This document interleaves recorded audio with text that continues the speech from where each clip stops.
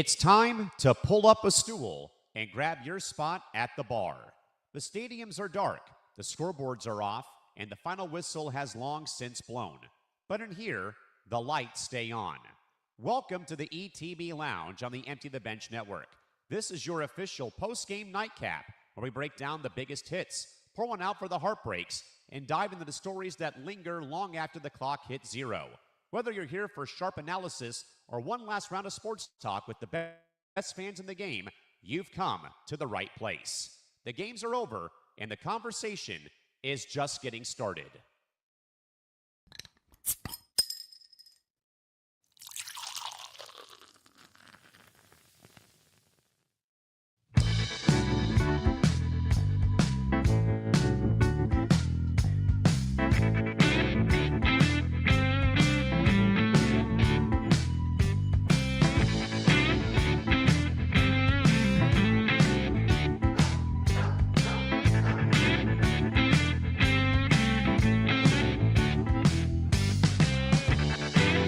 Oh, man, the flowers are in full bloom. The NBA hardwood is finally being cleared for the real season, and our mahogany just got a lot longer. It is Sunday, April 12th. That is right, a Sunday afternoon, and the lounge is under new management. Hello again, my friends. Callan McClurg joining you today. And no, folks, you are not seeing things, and no, we did not leave our cameras running by accident today. But starting on this Sunday, April 12th, we've officially shifted gears as now the ETB Lounge is your 3-hour Sunday residency. A little bit earlier today, though, but starting every week next week from 8 p.m. to 11 p.m. Eastern, 5 to 8 p.m. Pacific time. We realized that doing two shows in the comedy of errors in the sports world is way too fast for two different programs. So we have now expanded our bar, and we are, again, not drinking alone today, as we are now thrilled to announce that the man himself, Nick DiMartino, is now officially behind the bar with us every single week as our co-host now, and this becomes the perfect online home for the prestige of the trophies and the absolute chaos of blunders. And speaking of prestige, we're also currently watching what's going on in Augusta, Georgia, as Rory McIlroy tries to avoid a career-defining 6-shot blown lead here on this Sunday. But while the birds are chirping in Georgia, the buzzer is finally sounding on the NBA regular season. Today's word, the music will finally stop. We have high-stakes finales across the map, determining who gets a week off and who has to fight tooth and nail for their lives in the NBA play-in tournament. As part of our new format, we also will be having Nick DiMartino in hour 2 going all in about Ichiro's broken statue and what Stu Gotts is already and Stu Gotts already printing a contract for Diana Rossini if things do go south over at the Athletic. But also plenty of baseball, plenty of follow-up in the NBA regular season, and pouring one out for the teams whose seasons ended today. We are now open, folks, for a full 3 hours at the bar today with myself and DiMartino is Nick Morgeson and Christy Wilson. Panel, we're giving out a green jacket today. The NBA bracket is being set, and now we're open for 3 hours of pure, unadulterated madness and chaos starting today. Nick DiMartino, welcome back behind the bar, my friend. How's it going today? Great to see you. Oh, thank you. I mean, we could also say you're behind the bar with me. Exactly. I don't know which one of us is like whatever you want to call it, exactly. Or the bar back. I don't know how I don't know how it works exactly. It's that California education that's being involved in this. Exactly. The California education. Yeah. Well, I'm doing all right. These New York baseball, I'm doing a little better than the local baseball teams. I mean, we can get into that a little later, but the Mets right now. Well, look, the Mets are terrible, and that's bad. But at least the Yankees suck too, so we don't have to suck alone. I get a little bit of joy out of this, just a little bit. And I think the way the Yankees wound up losing on Saturday was even worse, I think, with how they couldn't make a play at first base on a grounder hit in the infield. Yeah, if Jazz Chisholm makes that play, I think actually the Yankees at least saved the game at that point. I think was tied. They would have gone to extra innings. Right. Right. They would have at least stayed in the game. Yeah. You don't have to remind me how bad of a player Jazz Chisholm is. We already. Well, I'm sure I don't, but. As all the New York broadcasters keep saying, Chaz Chisholm. Yeah. Okay. You didn't concoct that joke on your own accord. I know for a fact. No, I'm saying a lot of people are, a lot of broadcasters are accidentally calling him Chaz Chisholm. That's like That's a real thing. What's his name? Drewski mispronounced Jackson Smith and Jigba's name during the awards. Yeah, now. yes, Oh yeah, that was awful. That was a nightmare. Accidentally saying the N-word. Yeah, pretty much. Yeah, Pretty much. The N name. yeah. I mean, It's it is called by his hard, initials. his name is hard to pronounce, but I mean, it's easy. It's hard. No, it's not hard to pronounce. It's hard to sound out. Njigba is an easy thing to say. true. It's just that when you read it, and people often don't know, like, oh, when And if you read the it too name, fast, it might sound like something it's not supposed to sound like. Correct. Nick All right. Morgeson, how are you doing today? Wait, Thanks for being can here. we plug everything? Yeah, we should. We're going to in just a second. Yeah. Let's. Well, you want me to answer the question? You want to do the social? Do the social first, and then I'll tell you. All right. Well, we can do that as we bring Christy Wilson back in as well. Again, you can follow us, folks, on social media. We are at the ETB Lounge and, of course, at ETB Network. And more importantly, please go and subscribe today at youtube.com/ETB Network. Again, like and subscribe. We've had a great week of coverage while Nick Morgeson just got back from vacation over the course of the past couple days. But again, we're still hitting the ground running towards those 4,000 watch hours, getting ever so closer to 1,100 subscribers. So again, like and subscribe over at youtube.com/ETB Network. All right, Mr. Morgeson, great to see you. Welcome back after the vacation. How you doing today? Was it really a vacation? That's debatable. Yes, it was.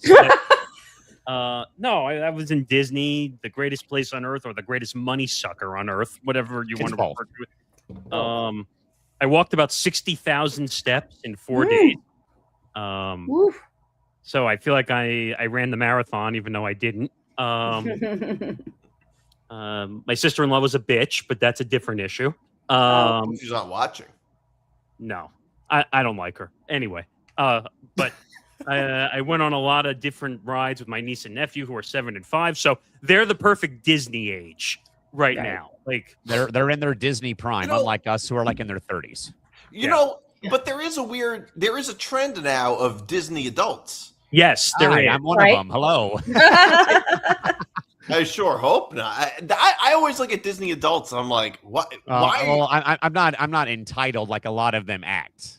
I go there for a good time. I don't go there to be an a-hole. Right. But you would go to Disneyland, not Disney World. Yeah, I have been to Florida though. I went 5 years ago. It was great. There was a ton of a-holes there, no pun intended. Right. But my mom and dad had to ride scooters. Let's put it this way. My mom and dad had scooters. My niece and nephew had the stroller. So I basically had to walk on my own accord with no help whatsoever. And it rained the whole time you were there. And it rained the whole time. Oh, no. What? Damn it. I'm like, great. And it was that's pouring. the problem. That's the problem with Florida. Florida's weather is very moody. No, but this is the worst. Like I've gone to Disney, and this is a humble brag, not a brag. We've done Disney for over 20 years. My family, and we've never had this much rain going down to Disney. One time, when I was a kid, we went to Florida for vacation, and it rained the entire time we were there. But the day we were leaving was when it stopped raining. That was it. No. On Friday morning, that's when it was 75 degrees, and it didn't rain a drop. Yeah. Damn. I thought you were going to say you went to Florida and you lost all your money gambling, but no, I've never gambled. No, I've never gambled in Florida before. No, I've only ever gambled in New York, New Jersey, Connecticut, and Vegas. Those are the only, well, Nevada, you could say, like the only four. Those are the only 4 states I've ever gambled. That's fair. I need to go to Vegas again soon. Anyway, but I conquered my fears of certain rides because I'm totally afraid of heights. Yes, most people know that about me. I went on Tower of Terror for the first time in my life. Yes. And the only reason I went on Tower of Terror is because my 7-year-old nephew wanted to go on Tower of Terror. Oh, okay. And so he wanted to find out what that was all about. So, as advertised, did you do Space Mountain? I did Space Mountain. It's no longer called. Thunder Mountain is under construction, so it's not available. They've been refurbing it for a while, so. And then what do they call Splash Mountain? Tiana's whatever. Tiana's Bayou Adventure. Splash Mountain anymore? They don't call it Splash Mountain. It's called Tiana's Adventure or whatever they call it. Tiana's Bayou Adventure. And yes, I took a major splash to the face coming Oh, down. yeah. I'm gonna take a sound bite of that, of you just saying I took a major splash to the face. It was bad. But funny part, Diana Rossini? Hello? Just leave. I have plenty to say about that later. Yes. But my sister-in-law, who makes everything crazy, she decided to wear a poncho on Splash Mountain. A lot of people do that. Yeah. Come I've on, seen really? pictures of people wearing ponchos on But she said, "Oh, I don't want to get wet." Oh, You're gonna get wet why do either you way. go on a water ride when the whole premise is to get Yeah, wet? that's the thing I don't get about the poncho. Come It's like, on. why are you doing a water ride? Clown show, clown show, clown show, clown show. So, of course, my nephew likes to sit in the front car of every ride. So Wants to see everything. we end up sitting on the front car of Splash Mountain. So we're obviously going to get the big splash when it goes down every single time. Every time. It felt like a tidal wave hitting me in the face. Oh, geez. What else? Oh, and this is just a me thing. I don't like going to food places where they just put the food down in front of you and you can't order food. I don't like those. In Florida, they have those places now where you go and they have a set menu and they put food down on the table, like family style. And you don't order the food? You don't order the food. No. That's a thing at Disney? So in Toy Story first I've heard of Land, in which park is it? Is it Hollywood Studios? Yes. They have a barbecue place. I can't remember the name of it. It's all family style. You don't order any food. They just bring it out on the table. Wow. And I have like this pet peeve where I need to pick my food when I go to places. Like I can't. Food allergies. Yes. And then we went to the Darn what was food the allergies. what was the other place you said, Callan? The Thanksgiving place. Oh, the Liberty Tree Tavern. So this Liberty Tree Tavern place is all Thanksgiving food, and I'm not kidding you. It literally comes out as all Thanksgiving food. Yeah, it's like a colonial era, like 1776 Thanksgiving or Christmas dinner. It's Oh, the just me, or is Pilgrims. Thanksgiving food a little overrated? Overrated. I think it's Well, it overrated. I think depends it's on which overrated. one you like the best. I don't like. All in I'm gonna favor, tell say you- aye. I and I will tell you, I hate Meeting turkey. adjourned. Show's over. I hate turkey. Even on Thanksgiving, I hate turkey. Oh, So- man. Yeah, I'm not the biggest fan. I don't love turkey. I mean, you could make it good. You can make it. I think any meat you can make good, but I'm not the biggest fan of turkey. Yeah, I'm love not either. What I else? think Oh, I like red meats much better. I think I've ever had like ground chicken and ground turkey. Like Yes. Yes. it's totally I have. flavorless. Holla Yeah, at that's him. why you put Well, yeah. I've You tried. know what I I've started tried eating? turkey, I started eating ground turkey ground tacos. goat. did you? Ew. What? It's Ew. very good. You ate Tom Brady? I ate ground LeBron. But Oh my god.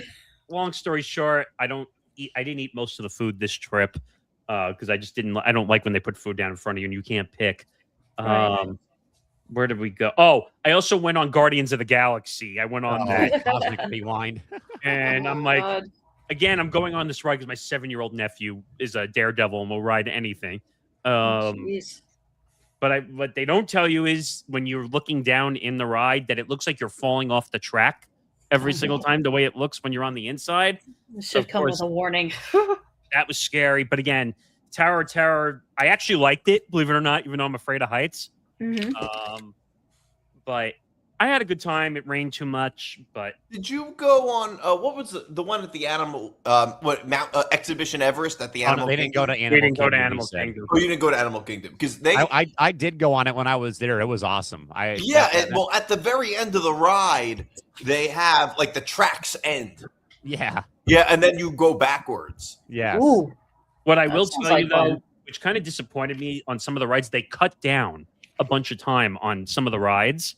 So obviously we went on Test Track. That's one of the rides I like. That's one of the best. They Yes. cut out the customization room where you build the car and then you use the magic can and then they move it over to where your car is so you can see. All of a sudden, they just take you right onto the ride. Now, but what I will say, a lot of the insides of the rides, they did a really good job updating all the graphics. Of course, we had to go on It's a Small World. I hate it. Now the song is stuck in your head for the rest of the show, people. If anyone, Oh no. if anyone saw on my social medias, I did post a video from inside of It's a Small World. No. And I said, how many fucking languages can they sing It's a Small World in? Too many. All of them. All of that. I swear to you, by the time I was done, I felt like I earned my degree in foreign language. Oh no. But my mom loves that ride. Oh God. I just don't get it. By the way, the amount of change, you know how they say like when you throw money into the water, like wherever Right. you go, The amount of people who threw their spare change in the water on Small World. right? And I'm like, do they actually donate all this money to charity? Oh jeez. It's supposed to go to no. It's supposed to go to UNICEF. That's the one that Oh. Disney works with. Mm-hmm. But I always wonder if like they go in there and say, let's go pick up all this money and make more money.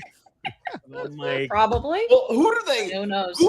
Who's tasked with picking up all the wet coins? Ugh. oh, they probably send like a deep sea diver in to like go under and grab all the money. Yeah. I mean, imagine like doing that as a job. It's one of those jobs where it's one of those things where it's like, I know somebody does it, but it's so hard to imagine. It's like the person. It's like how when people have wakes, they're Yes. dressed in suits. Like Oh. who's dressing the guy in a suit? Oh. Like, somebody's doing it.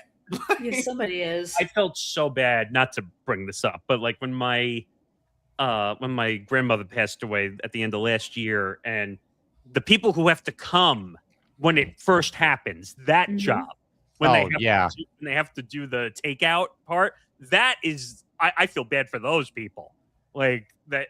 All right, the body's dead. Now we got to go haul it out of here. Oh, yeah, no. that is. Yeah, that's one hell of a job. Like at least the dressing, like it's already passed. I hate to say that, but like.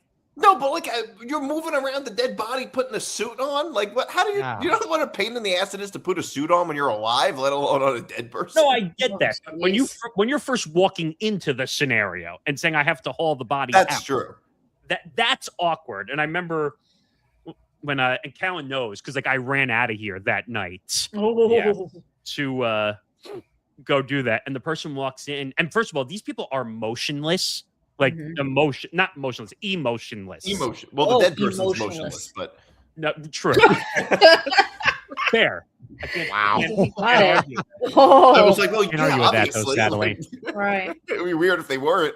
It's ironic that they did tell us a story that they took a body, and when they got the body there, they found out it was still moving, so they had to take it out of the. I'm not joking. They told us a story. By the way, thank you to the over 300 people that are watching right now. Wow. By the way, We're gonna get to the sports talk in a second. Don't worry. Yeah. But yeah, and then they had to remove the person out of the bag and Oh. put them back wherever they were. But then apparently they passed away like 2 days later. Anyway, Oh. Man. Yikes. just long story short, on Florida, it was nice to get away from you people here. 'Cause Well, you didn't really get away from us. Ah! It was press row. I was commenting. You didn't really like get away from us. Was commenting. No, but I didn't have to run all the tech stuff while I was away. That's true. Oh. But I wish it didn't rain. But Right. the one place I did like was Chef Mickey. That place is good. Nick, have you ever heard of Chef Mickey? No. So it was in our hotel at the Contemporary, which is a Disney property. That was also, by the way, if you can afford it, to the 311 people that are watching right now, stay on a Disney property if you can. Do it once. Do it at once. least once. Because the monorails are connected right through the Disney property to every park, Ooh. except for Hollywood Studios. Yes. Except for Hollywood Studios, you got to take a bus. But, Oh Well, boy. but not everybody's made of money like we are. So Yeah. well, speak for yourself. I don't know if I'm making money. This trip was expensive. I'm not going to say how much, but it might have started with a four. Oh, yeah, I mean, four figure. everybody can probably assume because even for me to take a day trip to Anaheim where Disneyland is, it's pricey as hell too. So But exactly.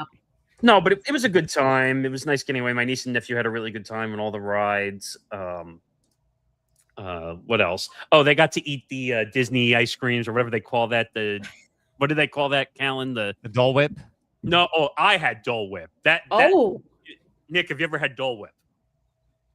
No. Do you know what I haven't Dole either. Whip is? No, dude, I think haven't been to Disney in probably close to 10 years now. Dole Whip is like one of the greatest. Pineapple flavored pizza from the Dole Plantation in Honolulu. I have Oh, self-respect. I want to eat pineapple pizza. It's actually good. It's not actually good. pineapple pizza. oh, Pineapple ice cream. Oh, pineapple ice cream.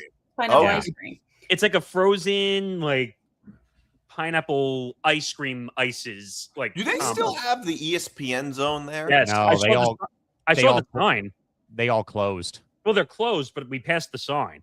We Oh, saw- the sign, the place is closed, but the sign, because I ate at the ESPN zone one time. This was I ate at the one in really- Anaheim all the time, and that's become a Lululemon in downtown Disney. Our Oh, version of Disney jeez. Springs. but Ah. yeah, definitely have Dole Whip if you go. Like I said, Chef Mickey was great. But it was nice. Disney, I feel like Disney is too expensive for the It for the is. average family. Mhm. No doubt. It is, but average families do spend a lot of money to go to Disney. Mhm. I hate to say this, but this might have been over $40,000. No, Yes, I'm not kidding you. Well, the whole seven, trip cost more than $40,000. well, 7 of us went. Yeah, I can see Seven that. of us Well, I went. guess it's different if one individual isn't paying. So, and you have to remember also flights and all that nonsense. We sat in the more room seats because I guess we're entitled. But no, it was fun. And yes, I did watch press row from my room after spending 7 hours in the park. Apparently, Nico didn't like the fact that I was watching my show from my hotel room. But It was all under control. because We had it all apparently, under because apparently I was being too hands-on commenting in the comment section of my own show. No, Apparently.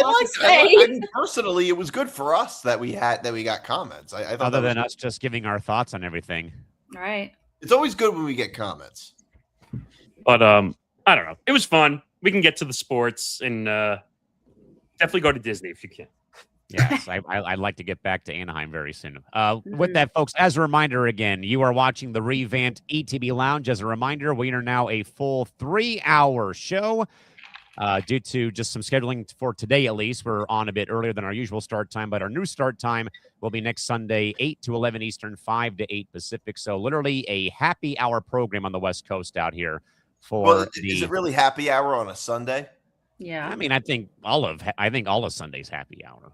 Usually. Yeah. All Callan five- would say that. I don't know. It's Sunday. It's all you know what people say. It's 5 o'clock somewhere. It's 5 o'clock. It, somewhere. it is. beer, It's not- beer. I mean, it's not 5 o'clock on the West Coast, but Beer, 3-run homer. Beer. All right, before they get mad at us in the comments or the 305 people watching, let's talk Yeah. sports. Well, Let's do it. I guess we'll kick things off though, guys, with the current coverage of the Masters and a near utter disaster for Rory McIlroy. They're still playing though right now in Augusta here on Sunday, with right now McIlroy holding a 2-shot lead over Cameron Young, who was leading this thing. They're in the final pairing right now, as is Justin Rose. But DiMart, you know, I was watching part of the tournament though yesterday before I headed to watch Major League Soccer last night. And I had to get up because the TV was like far out of my view and I couldn't see the leaderboard. And I start to see that there's, you know, Rory's up by 6 shots entering Saturday. And then gradually, though, almost in typical fashion, Rory McIlroy lets the field come right back onto his heels. And by the end of the day, he's tied for first entering the day. And it got to the point where I think I even saw a stat. If he was to somehow lose this tournament in some weird way, the 6-shot lead he had would be the worst lead lost to lose the Masters in the tournament's history. But now, though, DiMar, with them perhaps looking at maybe another green jacket, what probably would be more career-defining for McIlroy, another green jacket or him being remembered for another collapse or a choke job at a major tournament like today right now, if in fact things go sideways? all right. Well, I don't know a ton about golf. I'm not big on golf, but I think a collapse would probably be more defining to his legacy, because collapses generally are more defining to legacies than extra success unless it's like you're like, let's put it this way. If Chris Paul wins a ring, that is a huge deal for his legacy. But if let's take somebody like LeBron. If LeBron were to win a 5th ring, it would mean something to his legacy. But if he were to have like an epic collapse, like against Dallas in 2011, that would be much more like there would be a much greater impact to his legacy than if he were to win a 5th ring. So I think a collapse would probably be a bigger impact. I think it's fair. And Christy, I think that DiMart is right, though, that, every big name athlete is underneath that legacy microscope, like DiMart said about, what if LeBron wins one in 2011 when he first goes to Miami? What if Kobe wins one more if the Lakers four-peat in 2000 through 2004 when they won those, 3 straight titles and they go back to the finals and lose to Detroit?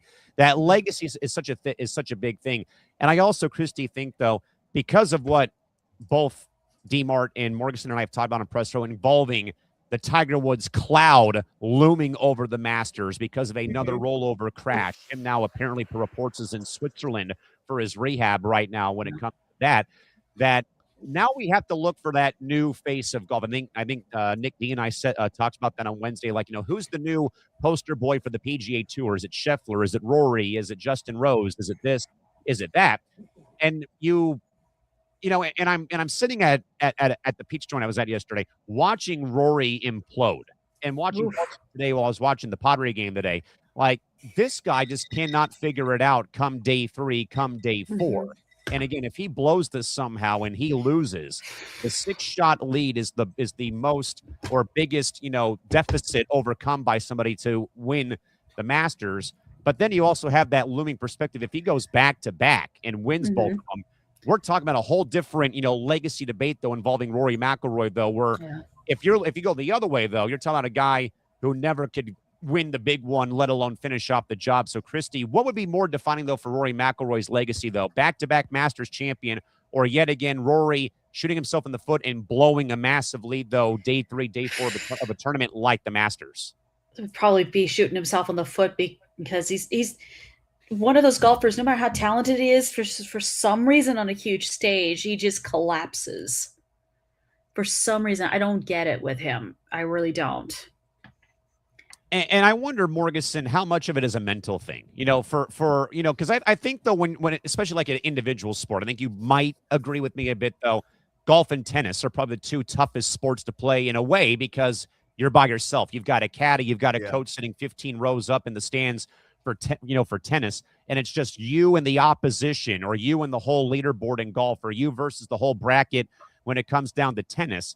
And I really, though, Nick, have wondered, because I think, Sally, McIlroy's track record on the course has been, you're the guy who never can finish. You can, we can give you a 10-stroke lead to start off day 1, but then we know that you're going to be hitting trees or going into the bunker or going into the water. You can't putt, you can't chip to save your life, though.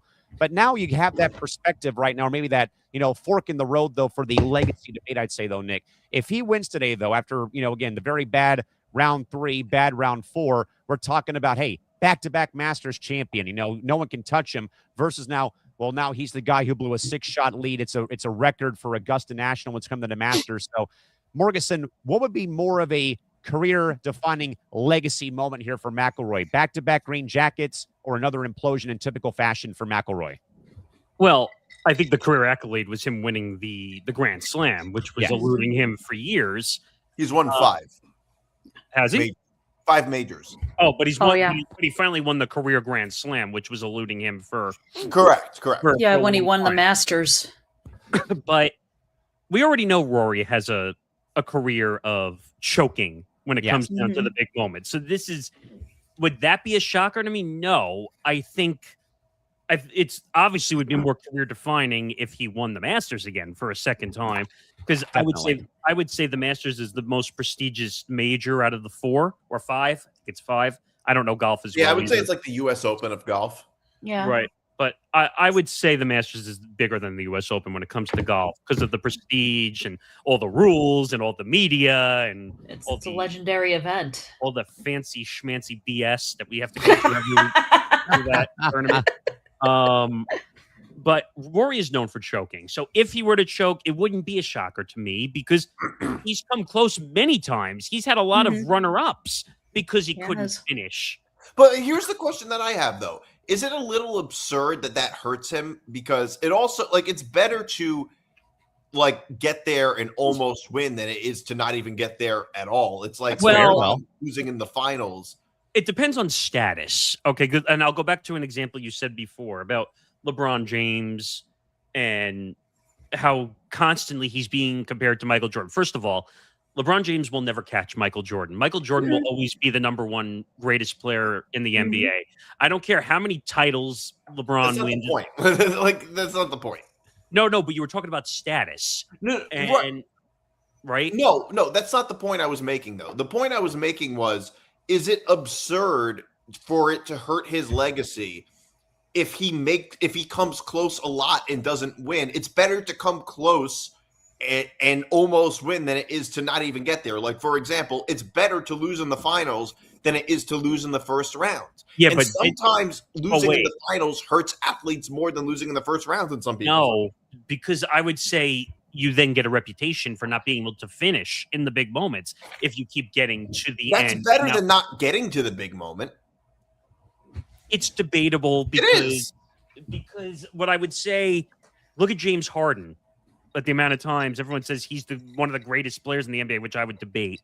But how many times has he gotten to the playoffs, but his teams can't get to win a title? Well, exactly. That's my point.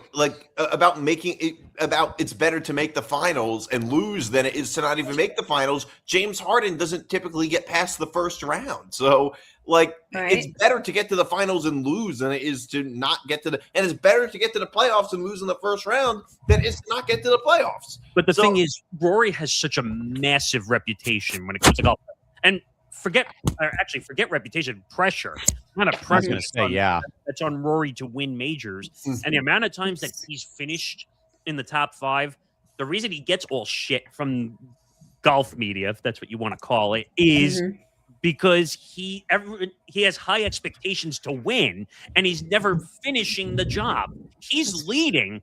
Most of the times that he's choked is because he's leading in the final rounds most of the time. And he self-inflicted pressure. He was up 6 strokes, okay? And if you don't up by 2. If you don't win now, it is the Masters. Anything could happen at the Masters. But when you're up 6 strokes, you shouldn't be choking this much to the point where you might throw it away. Now, I don't know where Scotty Scheffler is in the ranks or how he fell off a little bit right now. Yeah, but Justin Rose is falling off too. But would I be surprised? Scheffler's at -9 and McIlroy's at -12. So McIlroy's got a 2-shot lead now. Yep. Okay, but would you be surprised if Scheffler made a run in the final round to win? No, I certainly would not. He's got 4 holes to play with. He's already at the 14th. Yeah, but would you put it past Scheffler to ace? When I say ace, I mean hit a birdie on every hole and put pressure on McIlroy, who's pressure on McIlroy, exactly. Yeah. So I would say it means more to win than it does to lose, because losses don't help legacies. Wins and major wins, especially in individual sports like tennis and golf. Look at the records of Roger Federer and Rafael Nadal in tennis. Oh my God. Well, no, the point I was making is that it would be a greater impact on his legacy. I'm not saying a positive impact. I'm saying it would be a greater negative impact if he were to choke again than positive, because that's generally how legacies of athletes are viewed. Well, that's true. And when you choke, it looks bad on your legacy. But I think it looks. But my point is, it looks worse than winning an extra championship or whatever it is in whatever sport looks good for you. The one thing I will agree with you is a negative bias. The one point you said before, which I actually agreed with, and you and I mostly don't agree on things, is I would say CP3 winning a title would actually change his legacy 100%.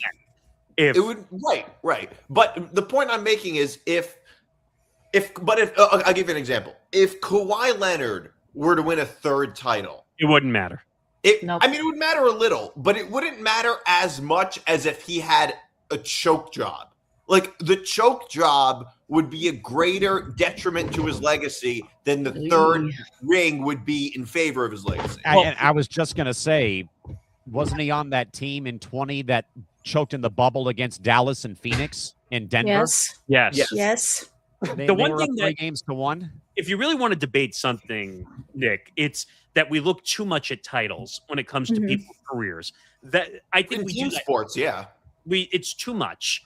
You don't get into the Hall of Fame because of World Series titles or NBA titles. You get in because of your statistics and your accomplishments on the court, on the field.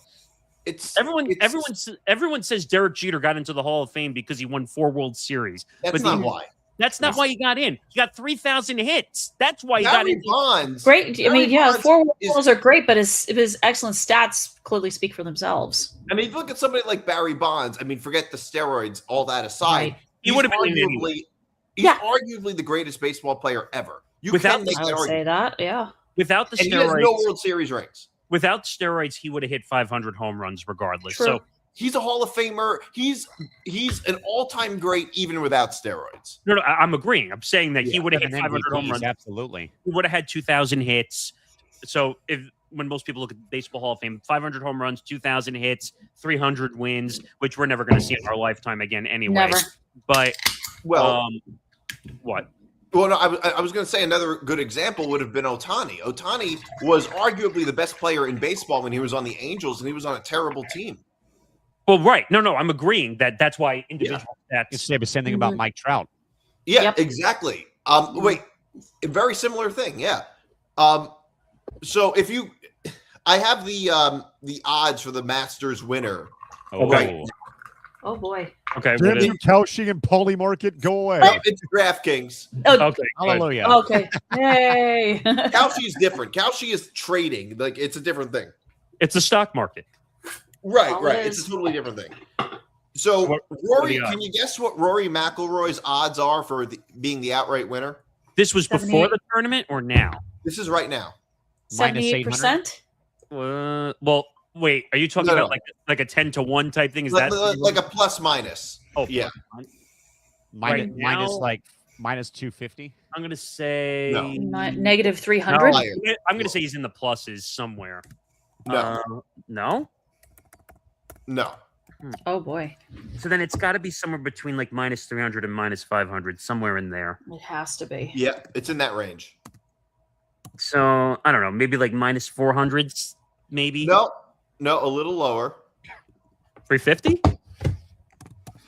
Almost. 400? A little lower. 300. No, It's even minus- lower It's minus 330. Ooh. Ooh. Okay. because he's tied for the lead. That's why. He's got it. No, he has a 2-stroke lead now per the Oh, leaderboard. right. Two. Yeah, he's a Actually, I'm two-stroke. surprised that number's not higher with a 2-stroke lead. The Actually, next, the next is Cameron Young at plus 435. And Really? Young at one point was leading or tied with McIlroy for the first 9 holes of the day. Yep. oh no, I mean, as long as Rory doesn't have a shit round, he should win the Masters.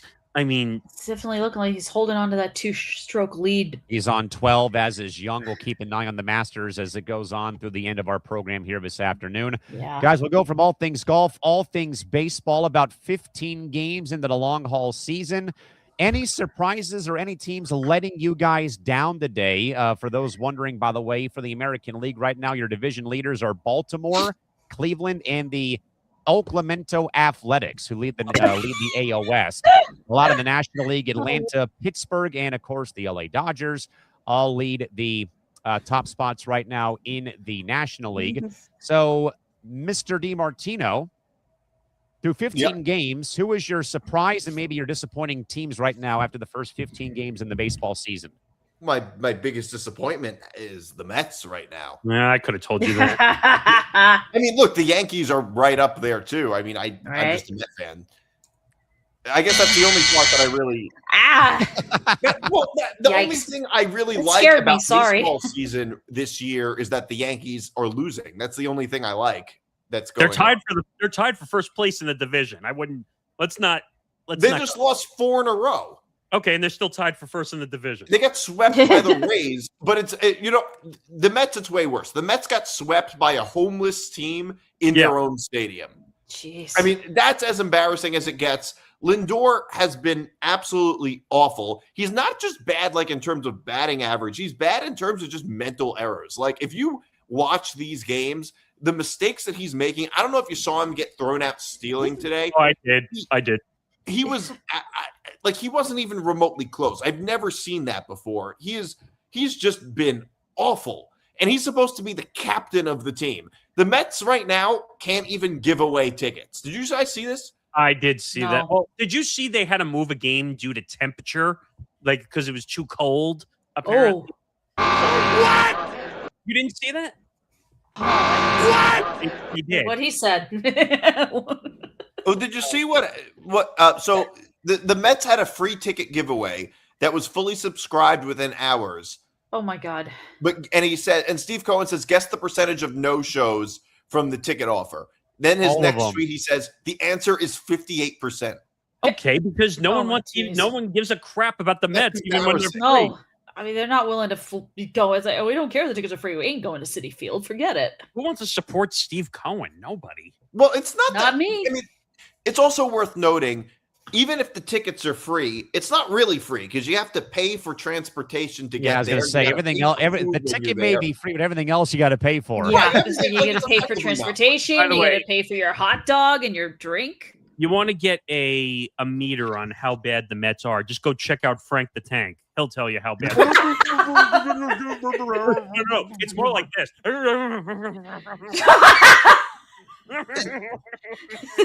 Does he literally chew his shirt while he's doing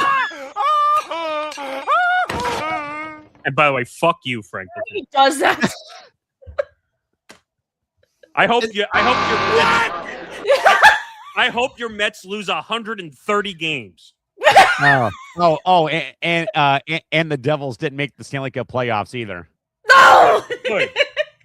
Good. And look at the Frank- teams that the Mets have Excuse played. me. Look at the teams that the Mets have played so far. They've been like they have. It's not even like they're playing like these great. They're Yeah, they playing opened these up with awesome Pittsburgh. schedules. Have you Yeah, noticed? A's home. were crying out loud and losing 1-0. Have you noticed that it's been very interleague so far? Mhm. Start the Yeah. season, like Yeah. very. I don't Like know. the If they're- Red, like the Red Sox played the Cardinals today. So And they played the there's that. Padres last weekend to open up their home schedule. Mhm. The Yankees They played the Giants and the Marlins to start off their schedule. Figure that one out. Oh, a rematch of the 03 World Series. Yay.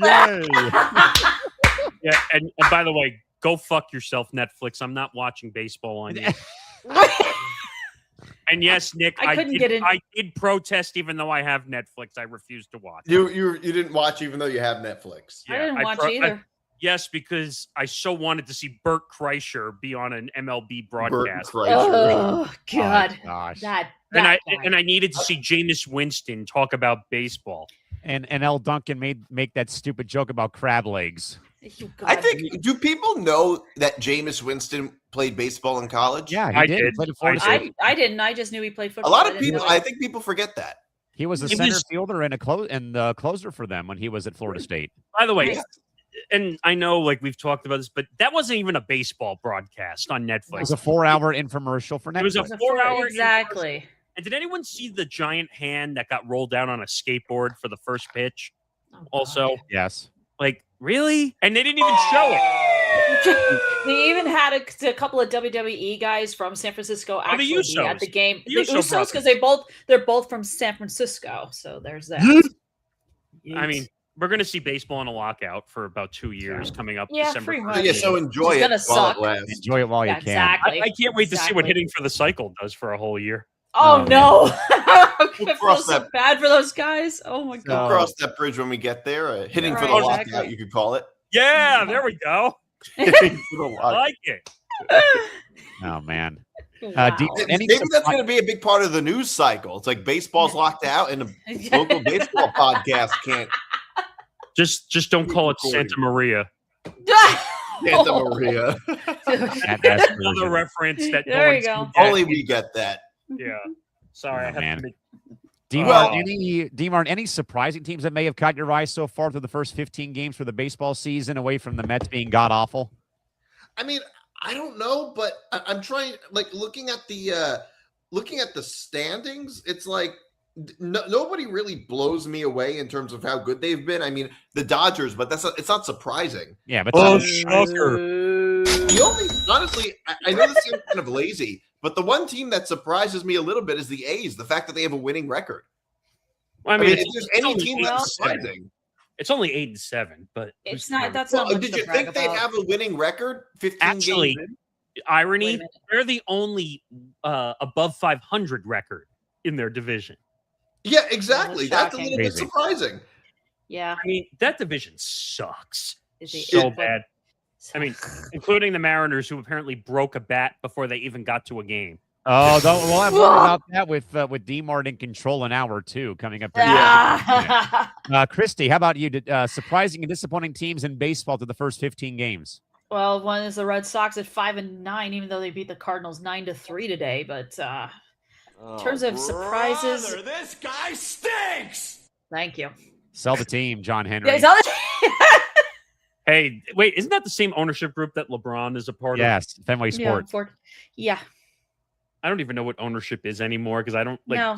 Everyone owns anything, including gambling. Right. I mean, Magic Johnson is part of the Guggenheim Group, and he owns the Dodgers and the LA Sparks.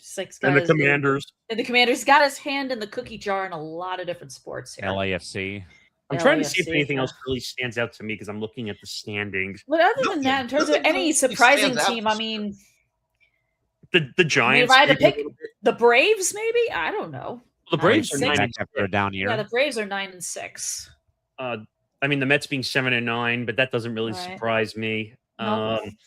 Actually, the Cubs being 7-8 was a little surprising. That is surprising. They the brought Pirates in at 9-6. Oh God. I mean, and that was with oh my God, why am I forgetting? Skeens having a horrible outing on opening day against the Mets. I guess you know what? That's the most surprising thing, actually. If you want to get really going to say that was my pick. The most surprised team's got to be Pittsburgh. What? We need to blame O'Neal Cruz partially for that outing. It's all his fault. When you said surprising teams, I thought you meant like surprising in a good way, and there really isn't a great answer to that. No, there isn't. No, the Cubs are really the shocker one, being 7-8, considering they spent quite a bit of money. Oh yeah, they went They got nuts on free Bregman. agency. They spent a lot of money in free agency. They took Bregman from my Red Sox. Damn it! I mean, the Guardians being 9-6 after a shit year last year. That's surprising. The What about the AL Marlins, by the way? How about Miami being 8-8 right now, or whatever it might be? I mean, they're just they're not going to go anywhere. They're just going to be the rebuild team every single year. It's 03 all over again. They're just going to fire sale every year. 9-7 for the Diamondbacks. I mean, they've been littered with pitching injuries, though, again, for the second year in a row from what I've seen out here. Colorado's okay. Well, I mean, you heard the news about the Colorado ownership group. The Rockies now have 40% ownership that's now been sold off to the Walter Penner Group, who owns the Broncos, for those that have not heard that news yet. No, I didn't hear that. I guess you could say they took over for the Dick. Yes, they did. Oh, my God. I mean, it's like one of the worst. Wait a minute. We have a quick update from the Masters, everybody. Yes. Rory McIlroy now leads by 3 shots. What hole was he on? On the 13th. Oh, I mean, it looks like he's getting close to getting that green jacket again. 5 holes to play. Him and Cameron Young right now are one of the last couple of guys left to play today with him, Justin Rose, Cameron Young, and right now McIlroy up 3 as they get all I'm thinking is of that scene from was it Happy Gilmore, where they're running down the green and he steals the jacket and starts running up the hill. And no, it's my jacket. Starts running up that's all I can picture. Right. No, and here's another one. The Blue Jays are 6-9. I'm like, weren't you wanna guys talk in the about World Series? Talk about a World Series hangover? Holy mackerel. There's a lot of negative surprises, but there's not a whole lot of positive surprises. No, there isn't a lot of positive surprises. You know what? It would just be, I think it would be more of a surprise if the Dodgers didn't win again. That's probably going to be the surprise. That would be so I, nice. I don't think it would be that much of a surprise, though. It's not like they were dominant last year. They were an inch away from losing. So I think this is a They quicker were? start for them this year than it was last year. though. No. That's true. That's true. I'm just saying I wouldn't be shocked if they were. I would be a little more surprised now based on how good they've been so far. But going Right, into the season, it didn't feel like a lock or anything. Yeah, I You mean, realize No. You I realize mean, that even though they are losing to the Rangers right now, 2-1 in the top of the 6th, you realize they're going to like sit half their pitching staff until like the pretty playoffs. much. Because that's Yeah, what I the mean, Dodgers do. Blake Probably Snell the even rest- called out. Blake Snell even called out a commenter on his video game stream about, what do you want me to do about it? Like, nothing I can do about it. I'm hurt. Well, Now, you can call what you want, but I'm hurt. that's what I'm hurt it right means. now. I can't do anything. That's what it means to have an endless cash machine running your franchise. Well, and hopefully they'll be the Cha-ching. Padres in a couple of months when the Oh, sale when the okay. sale is finally done by the end of the month when they go to Mexico Yep. City. Oh boy, All right, let's move on. let's do it. Oh man, so we'll see what goes on from there. With that, guys, to all things now in the NBA playoffs as they now begin to somewhat take shape here at this rate. There is a lot of talk, though, today that broke that Kawhi Leonard is going to be sitting out one more game for the Clippers to all but ensure that the Clippers will, in fact, be in the play-in tournament to face Golden State here today as the last day of the season does come out of it. So with that, though, Nick Morgeson, out of the both conferences, I think we could probably all maybe agree that we're looking at maybe OKC being a repeat champs this year with their 64-17 record. The Spurs also have had a great season this year. Then maybe the surprise of the Pistons, the Knicks being a 3 seed right now. Nick Morgeson, how do you see this postseason right now in the NBA shaking up, starting out east and working way out west? With the East, don't sleep on the Celtics. Don't Mhm. sleep on the Celtics. Definitely not. Jason Tatum has come back in spades, and people I think are shocked at how well Jason Tatum is playing. I think he came back way sooner than most people thought he was going to come back from the injury.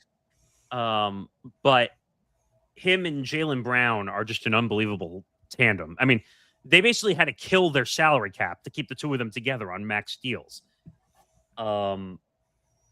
I don't know. I know Detroit clinched the #1 overall in the conference, but I still like the Celtics from an experience standpoint better. Mhm. Unfortunately, I am going to sleep on the Knicks.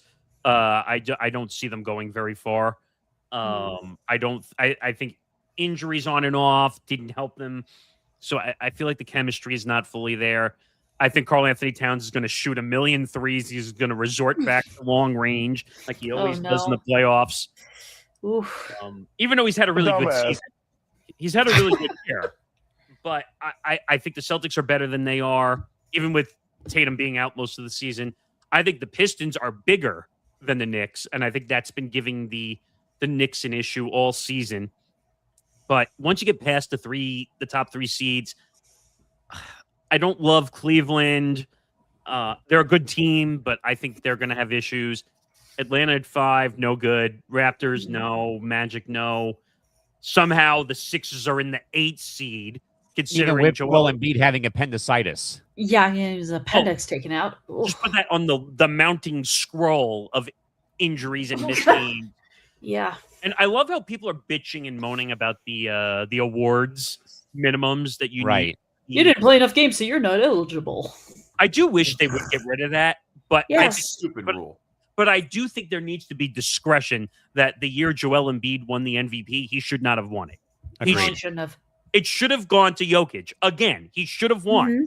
But because of this dumb voter fatigue nonsense, we don't want to give him the award. But I would look at the top 3 seeds: Detroit, Boston, and New York as the potentials on the East. On the West, there's more teams. The West is more wide open.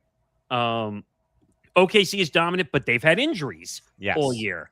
And I'm forgetting because they have 2 Jalen's. Who was the one that Jalen Williams? Is it Jay Williams, the one who got hurt? And he's been out most of the I season. believe so, yeah. He's a really good player. If he's healthy, what'd you say, Nick? Yeah, I think J-Dub. Yeah, J-Dub. That's it. And if he's But healthy, he was injured for much of the season. Yeah, if he's healthy, they're going to make a dominant run. They're not going to have a problem. If he's not healthy, then I think the Spurs are going to make a run. I mean, Wemby, absolute resurgence after the blood clot from last year, shutting him down. He's not going to win the MVP, but he definitely should get some MVP votes. Mhm. I don't know who's the MVP is going to be on for this year. It's crazy. It's been unpredictable on that. But just look at the rest. So OKC and San Antonio are like a distant 1-2. I would Right. say. I agree. They're by leaps and bounds. They Absolutely. got. I mean, Yeah. there's a 9 to 11 game difference between the Spurs and the Nuggets in the standings. The Nuggets are great. Jokic is great. I just don't think they're healthy enough to make a run from the 3 seed. The Lakers have no shot. Sorry. Even though they're a 4 seed, LeBron Right. James is not carrying this team to the finish line. Not with Mhm. Doncic and Reeves missing significant time and maybe missing part of the Well, part I of that think first Reeves is round. Oh, yeah. We don't even know if they're gonna be back. Yeah. I think Reeves is done for the year. I think Yeah. Luca His injury what sounds if bad Luka enough. He's gets going to be his- out. What if What? Luca gets his treatment in Europe? First of all, when they say that first of all, I call that the Kobe Bryant treatment. Yeah, in when Europe. he got the plasma plate injection in Germany, yes. Oh, yeah. Yeah. And it did work for Kobe. I'll give him that. But usually, when you have to go get an experimental procedure, that's usually not a good thing. Mm-mm. Usually, but I would say No, but Reeves- what were you well, gonna say? it's not a good thing because it means you're in a bad condition. But that experimental treatment can really work if they don't allow it here. Right. That it's probably a bit more potent. That's the reason why. Right. By the way, looking at the odds, Oklahoma City on DraftKings is barely even in the plus category. They're only plus Ooh. 120 to win it all. I mean, they're Wow. way above everybody else. The Spurs are plus 500. The Celtics are plus 550. So the Celtics are actually barely behind the Spurs in third place. Right. That- No, I get and- that. Like I said, the and- West is more wide open when you look at it. Mhm. And Um, surprisingly enough, the Pistons are the fourth, according to DraftKings, most likely team to win the finals, despite being the 1 seed. Ooh. Which let me guess. They're going to say OKC is obviously going to be 1. they're plus 120. Oh, geez. They're plus 120. They're plus 120. Damn. How are they not a minus? I would think they're a runaway favorite To win the title, right? to win the title, they're plus 1. Teams are almost at this point in the season, teams are never minus.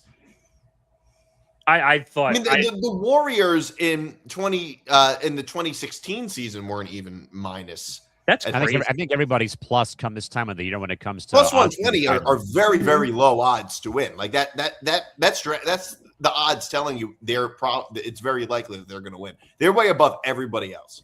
God, I would take OKC at plus 120 right now. That's like free money almost. Like, but just looking at the rest of the West, the Rockets at 5. They're a good team, but they're too young. KD Except for Durant. and Durant is not clutch whatsoever, so I can already throw them Right. away. The Timberwolves, great team. It would just help if their star would not go to the bathroom before the game and get and forget. So he says I need to take a leak before I come out on the court. Oh, God. And Where's then the Pepto? and then Where's the seven, Pepto? and then 7 through 10, the Suns stink. The Trailblazers stink. The course. Clippers are dealing with aspiration. Desperation. And then the Warriors. Somehow the Right. Warriors are somehow in a 10 seed playing with Steph Curry missing as many games as he has. Yeah, And Jimmy Butler that's being weird. cut. And Jimmy Butler out for the year. That's crazy. So, like I said, there's 5 teams I look at: Pistons, Celtics, Knicks, Thunder, and Spurs. Those are the 5 teams I look at as potential winners of the title. Christy, what do you think here with the NBA as we come down the pipeline here for game 82? I just think it's just unpredictable right now. I mean, Nick mentioned multiple teams to keep an eye on, and I'm like, I don't know who to root for, really. It's just so crazy. I think it's crazy, DMart, because of like the Pistons a couple years ago. We mocked them. They lost 28 straight games, so I think set the new NBA record for futility. Yeah, they were like the White Sox of the NBA. And then all of a sudden, here they are now as the number one Ooh. seed in the Eastern Conference with 59 wins. And of course, the Thunder building off last season.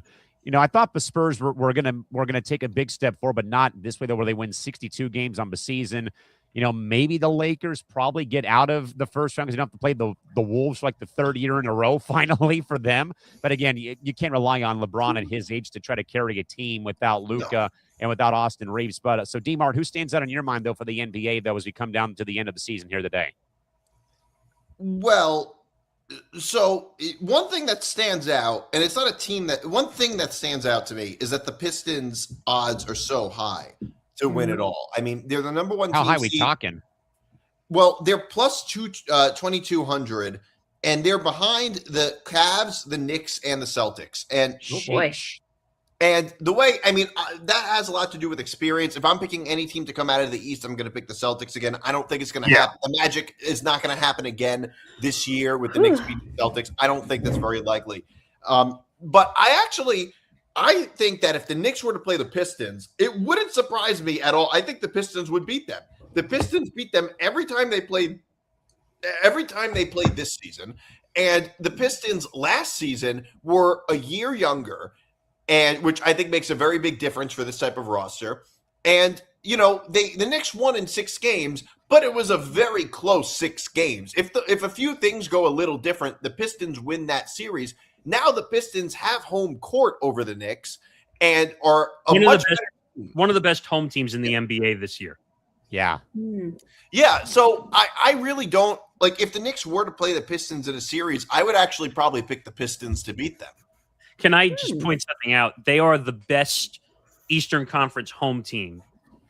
Home team wise, they're 31-9 at home. They're 27-13 away. So if the Pistons, if it's going to go through them, they might have a chance. Wait, I'm sorry. What's their record at home? 31-9, best in the Eastern Conference. Oh, that's pretty good. And 27-13 away. Is that like a particularly big difference? Well, it's a 4-game difference, so they're about. It's probably that's probably what it is for most teams, right?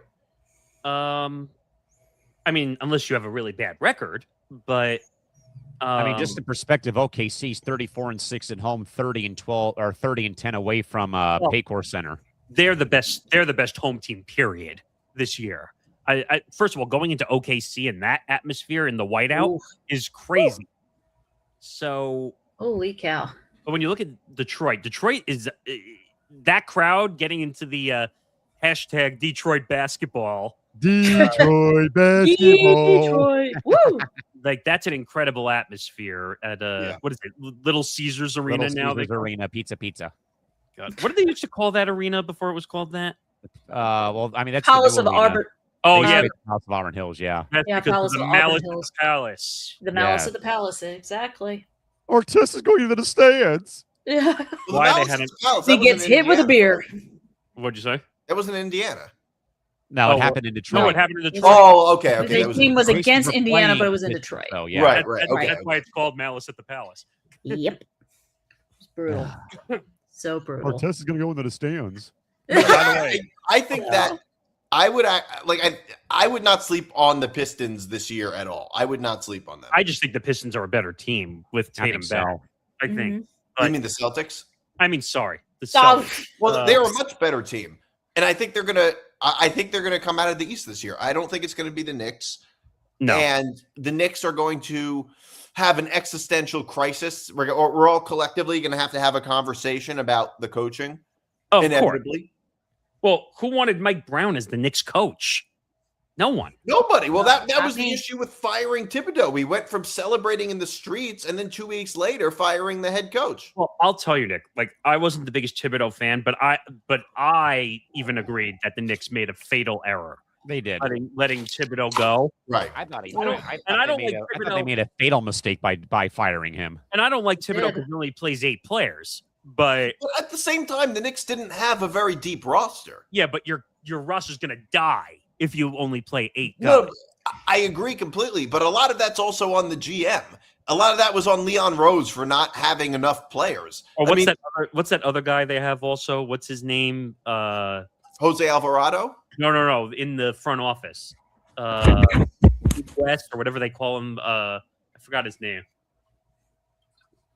But they have all these guys in the front office who have no clue what they're doing running the Knicks. You have no business being here. Well, I wouldn't say. Look, I think Leon Rose overall does a fairly good job, but I think that there are some errors, and I think that firing Thibodeau was a big. I'm convinced that firing Thibodeau was more personal than it was business. And I took that personally. Oh, and I'm betting James Dolan had so much to do with that. I was right. William Wesley, Worldwide Wes. Oh. Guy. What? I don't know. I don't really feel bad for the Knicks as a Net fan, but like, where am I going this year? In the toilet, like my team always does. Oh, you're tanking. That's a $500,000 fine. Oh. Yeah, but I don't know. I really wouldn't want to be a fan of a James Dolan team. Just saying that now. No, I'm afraid if I say something, he's going to pull out the facial recognition software and scan me. Hey, that's it. Look, if he does that to me, I save money on tickets. That's not the worst thing. Oh, if he does that to me, I'm taking the machine. I mean, he did that to my friend's dad. He did? Yes. Wait, I never heard that story. He did it to my friend's dad. He went up. I think he showed up to the Garden. I guess it was for a Knick game. I don't know. And a Ranger game. And they had to leave because they use facial recognition technology, and they kicked him out of the stadium. So does Intuit Did he do something? He's a lawyer, and I guess he works at Dolan or something like that. That's what the guy gets for using facial recognition. Time out. Wait, so you just kicked him out because he's a lawyer? No, because he works at a law firm that is suing James Dolan or is involved in suing. I'm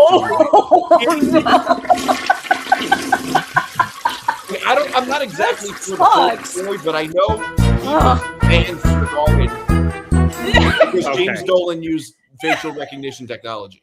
I know that for a fact. Well, no, I know that is so damn asinine. It's pathetic. It sounds like something communist China would do. It's completely crazy. But it really does. I'm not even joking. It does sound like something they would do. Do you remember what he did to the Girl Scouts or whatever? That's where that started. The Girl Scouts were doing something and they used facial recognition software. Oh, I thought that's when he wanted to fight Charles Oakley. Well, that's true. I'm trying to look it up just so I have my story right. What were the Girl Scouts selling? Cookies? What were they doing? When you said that, it sounded like it was going in a different direction. Oh, no. Yeah. Oh, here it is. So in 2022, James Dolan used facial recognition technology to identify and ban a Girl Scout troop chaperone because she worked at a firm involved in litigation against the venue. Are you kidding me? Wow. He's paranoid.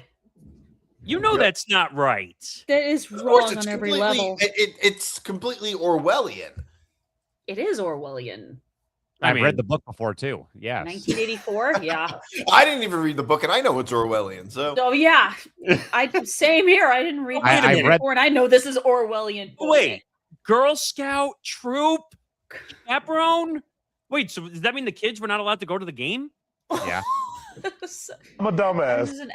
As an ex-Girl Scout, I think that is criminal. Sorry, the chaperone couldn't go to the game. Does that mean we don't get to go to the game either? Yes. We don't get to bring That's the a good cookies. question. I need to go in by themselves. That's all right. You're not One missing anything.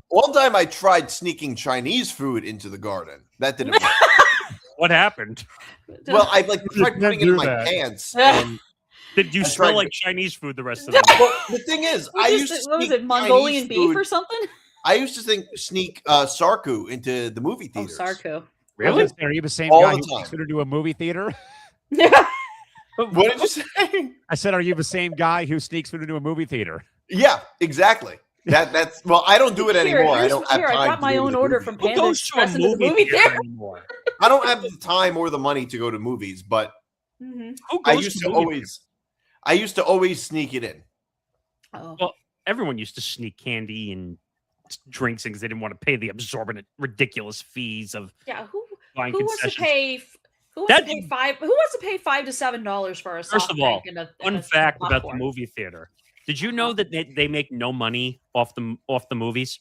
I figured, No, yeah. I kind of figured that. They're just paid to show all the films. All the ticket revenue goes back to the companies that make the movie. They make no money. What? Damn. So why do you think they charge ridiculous prices for candy? Say, so all they literally make is freaking concession price or concession revenue. So let's put it this way: popcorn, candy, soft drinks. If you're smart and you just don't buy concessions or you eat beforehand, they make no money off you. Okay. Let's put it that way. Oh man! All right, guys, we'll get into our second hour. Mr. DiMartino, please take the wheel. It's all you.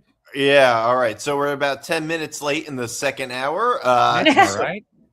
We're here for a good time. All right. So it is now time for the messy spill, where we start. This is where we rip everybody. So here's a great story. I don't know if you guys heard about this. The Sacramento Kings were accused of tanking. The NBA did an investigation, and it turned out they just don't know what the hell they're doing. What? Facts. That's literally what happened. The NBA they were accused of tanking, which, by the way, what do you investigate them for? Is tanking illegal? Teams tank all the time. It's an open secret, basically. Mm-hmm. I love the fact that Adam Silver's trying to make rules as early as for next season. Oh, well, if you get caught tanking, we're gonna make your draft pick. Which again goes to my point: where the hell is the actual definition of tanking? Whereas DiMart and I said on MTGP like 5 weeks ago, the Wizards are always poorly run. Sadly, the Nets are poorly run. The Kings are poorly run. The Jazz are poorly run. The Pelicans are poorly run. Give me a break. They're always going to be in the bottom of the barrel. I mean, well, there's always that's the thing with the NBA. The NBA has almost like a caste system type of like structure where there's there is just this bottom of the barrel in the NBA all the time. And here's the thing. Here's what everybody's forgetting. The Kings were investigated for tanking in a game that they won. Much to his point, they won the game, and you're investigating them for tanking. That makes no sense. Is that the Heat game? Was that the Heat game or the Pacers game? It was against the Warriors on Friday night. The Warriors game. I'm thinking of the Heat and the Pacers, whoever got investigated for tanking also, and they won the game too. So the Jazz. Yes. And by the way, can someone tell Beaker to get a hairpiece? Because I'm tired of just like him barging in. He probably pulled all his hair out. Adam Silver is so worried about the nonsensical things that he doesn't protect his own league. How about the gambling investigation? How about dealing with that? You realize we haven't heard a word on Terry Rozier since he got waived, and he did get released, and I think they did not give him his pay. I think that story broke a couple days ago. I know that, but we haven't heard anything about the case since. Well, now it's probably more in law enforcement's hands than it is in the NBA. Yeah. Well, the NBA's got blood on its hands still because of the gambling stuff, but we heard the other day, and I don't know if it made the rundown or not, but did you see the amount of NBA and WNBA players that have investments in Kalshi? Did you see? Yeah, I did not. I did not see that. Diana Taurasi, Brianna Stewart, and then a bunch of NBA players. Well, Giannis has already won. Yeah. Yeah. Well, Giannis I heard about the Giannis he has part. like a part ownership stake, right? He's got minority. So the rule is the NBA rule is you are allowed to own a percentage of a gambling company if it's under 1%. But there's no rule for investing in a gambling company, right? No, there is, because that's a conflict of interest. It is. But no. But there's a difference between owning something and investing in it. No, they have ownership. These are people who have ownership. Okay. Giannis has ownership in Kalshi. No, but does Diana Taurasi have ownership in Kalshi, or is she just an investor? Well, I'm going to read you the list right now because I have it right here. So Giannis is one. Brianna Stewart, which, by the way, that's a conflict of interest because she's the VP of the Players Association. Mm-hmm. Okay. Nneka Ogwumike, who's the president of the WNBPA. Mm-hmm. Connor McDavid, then NHL, Richard Sherman, Diana Taurasi, Kevin Durant under his 35V investor fund nonsense. Marshawn Lynch, AJ Mitchell, and Jaime Jaquez Jr., both NBA players. Bryson DeChambeau also. But Liv has a deal with Kalshi. So that's how they get away. DeChambeau sucks anyway. But how can NBA players we're focusing on the wrong thing. Okay? I could give two shits about tanking because it's happened for so long that now you want to finally put rules now it's in? becoming a problem only because, well, it's this, it's that, it's this. No, it didn't stop. What about the Kalshi problem? Why are we not talking about players who have ownership in a gambling company?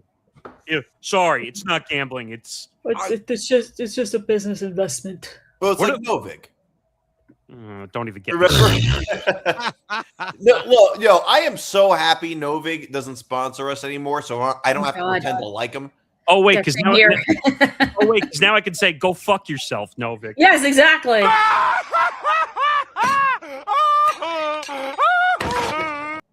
So I had to do that. I saw the CEO. I showed this to Cal and was tweeting that they're getting ready to come back in all 50 states. And I said, "Good luck with that." I'll believe it when I see it.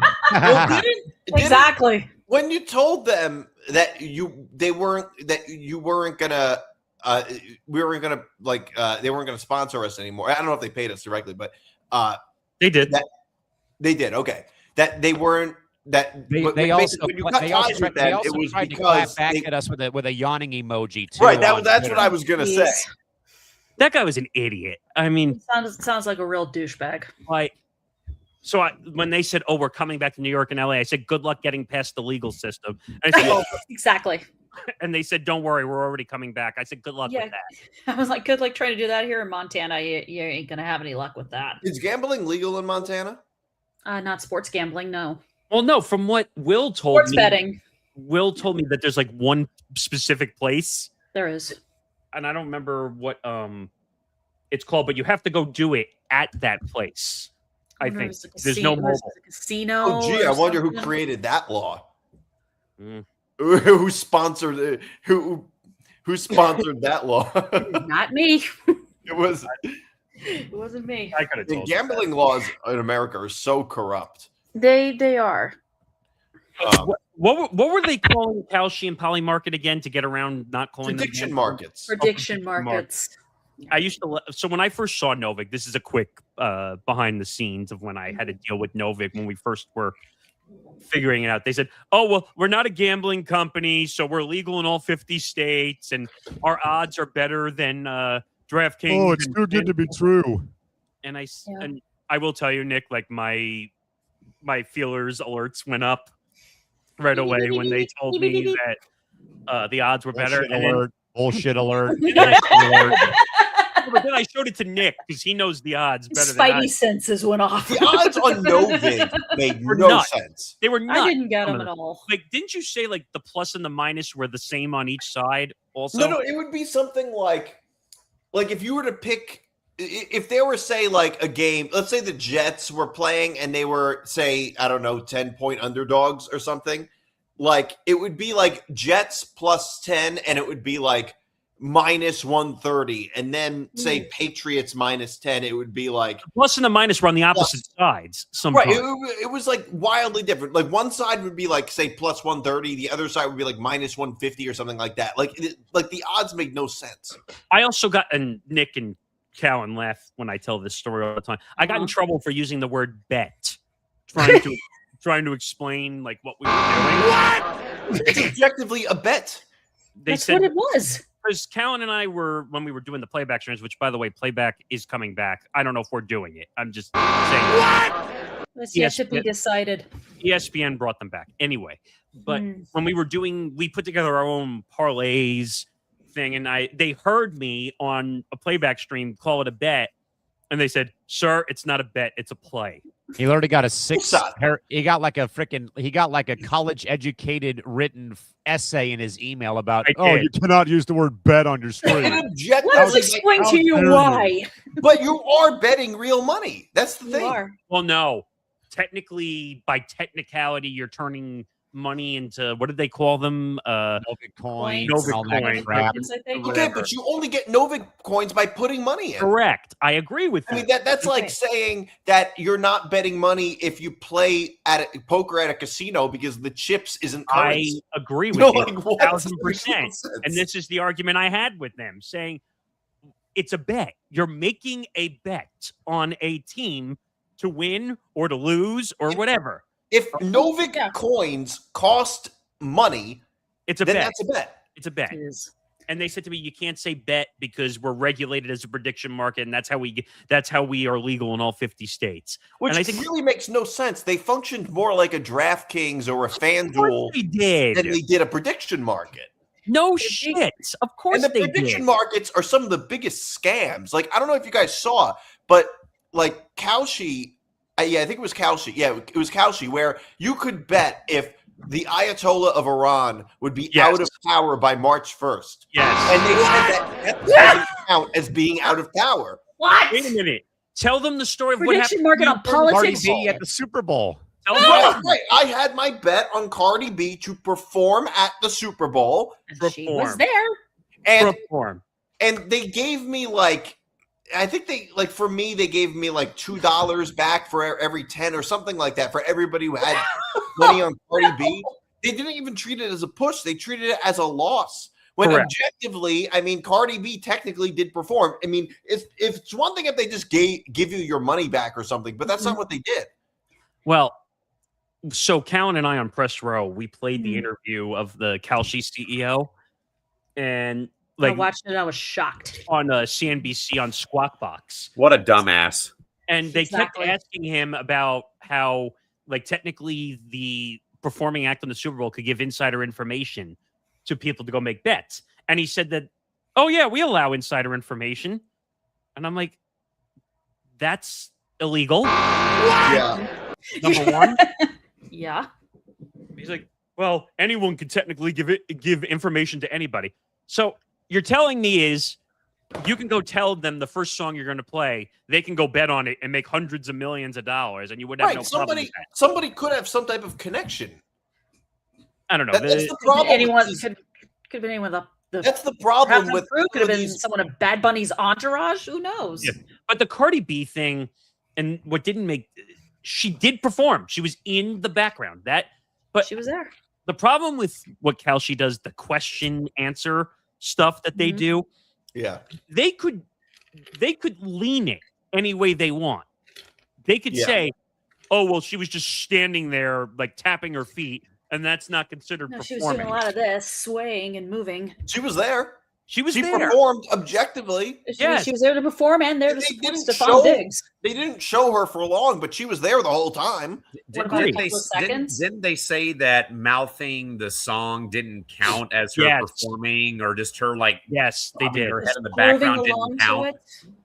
But how could you tell if she's singing or not? Like, you're not. She wasn't wearing a microphone. No, it didn't say sing though. The bet it literally just said perform, No, I agree. But like, people which are- is like it doesn't even matter. Like it doesn't matter if she sings or not. Like, no, of course not. No, No. I don't know. but like, look, for what happened with me was absurd. The Ayatollah one is the most absurd.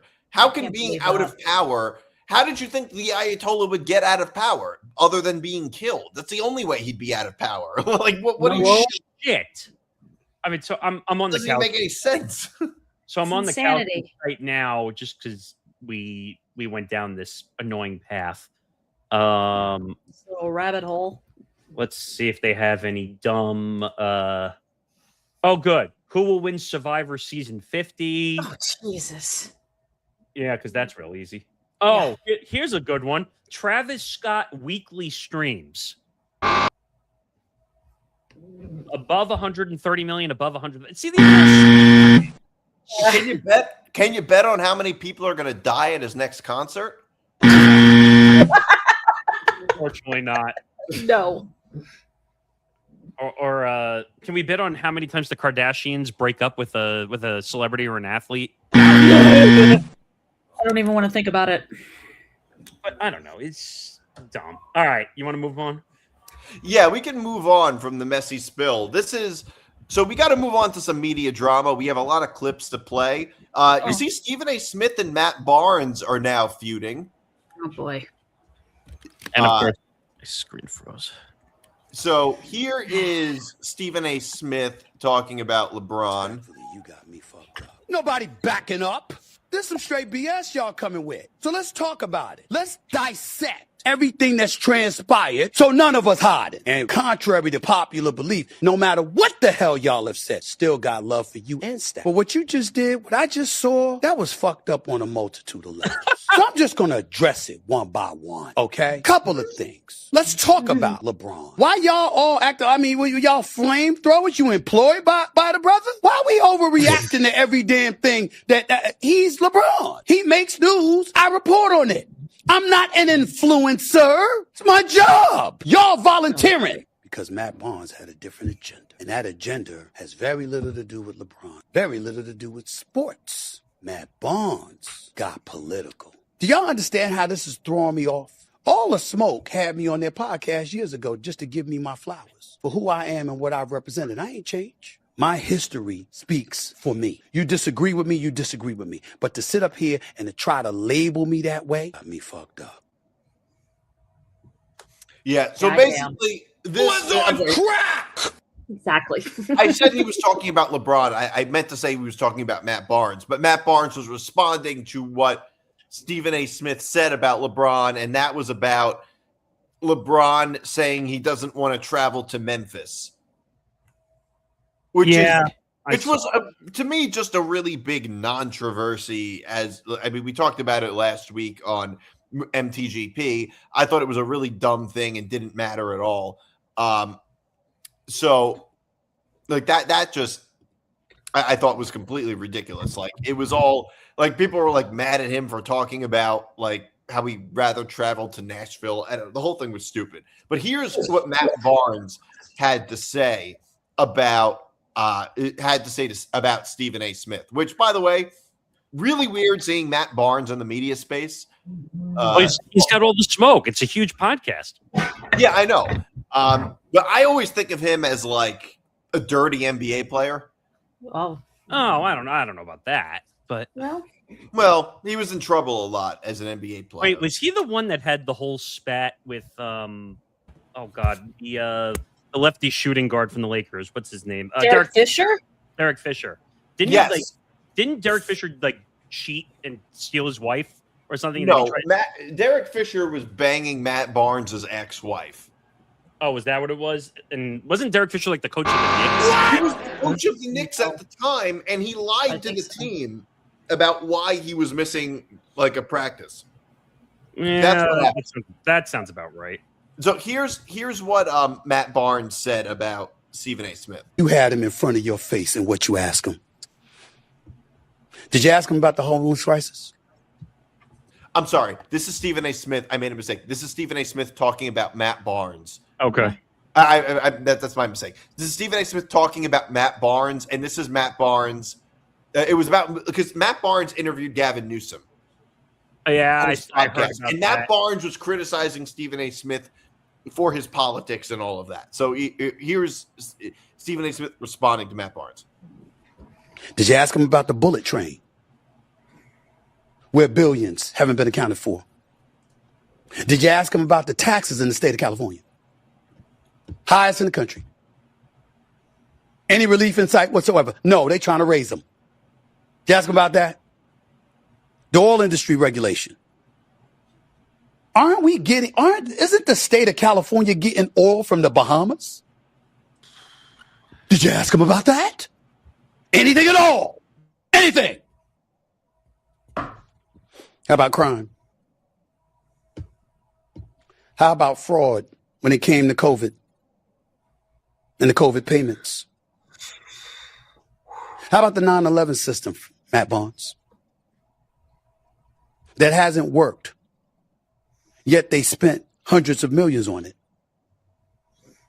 How about what's going on with hospice in the state of California? I watched the entire interview from start to finish. You never asked that man that question. Not one of them damn questions. All right, so that's Stephen A. Smith. You know what? I think Stephen A. Smith has a little bit of a point. Am I wrong about this? Does it show you how much I give two shits that Stephen A. talks about politics? Exactly. No, it's not about Absolutely. Stephen A. Smith talking about politics. I don't really care about that. I care about his feuds with athletes. But Right. it's getting tiring already, dude. It's over really stupid shit, honestly. Exactly. I mean, it's annoying as hell. Stop fighting with athletes, dude. You're not more. You're acting like you're the almighty God who controls everything when it comes to sports media. Like, give me a break, man. Like, Exactly. you act like a dick half the time when you're on air. No, Yeah. I'm just saying, do you think he's wrong about this particular feud with Matt Barnes? Because, no, Stephen A. Smith is not necessarily likable, but I do think he's a little more likable. I mean, we're talking about Matt Barnes here. He doesn't exactly have the best reputation in No, he doesn't. He did get sympathy when he found out Derek Fisher was sleeping with his ex-wife. So. Yeah, but He didn't get that much sympathy. Yeah, Some but sympathy. But Stephen A. all he does is stoop down low to people's worst. Like Exactly. That's true. He He can't just can't take high ground on anything, He can't really. fight a battle on his own accord. He's got to go after people and make them look like assholes in the process. Stephen A. I'm tired of like all these media feuds. Like Callan and I were watching a video last night. Mike Hill and Mhm. Jason Fatlock. Yes, I call him Fatlock. Whitlock.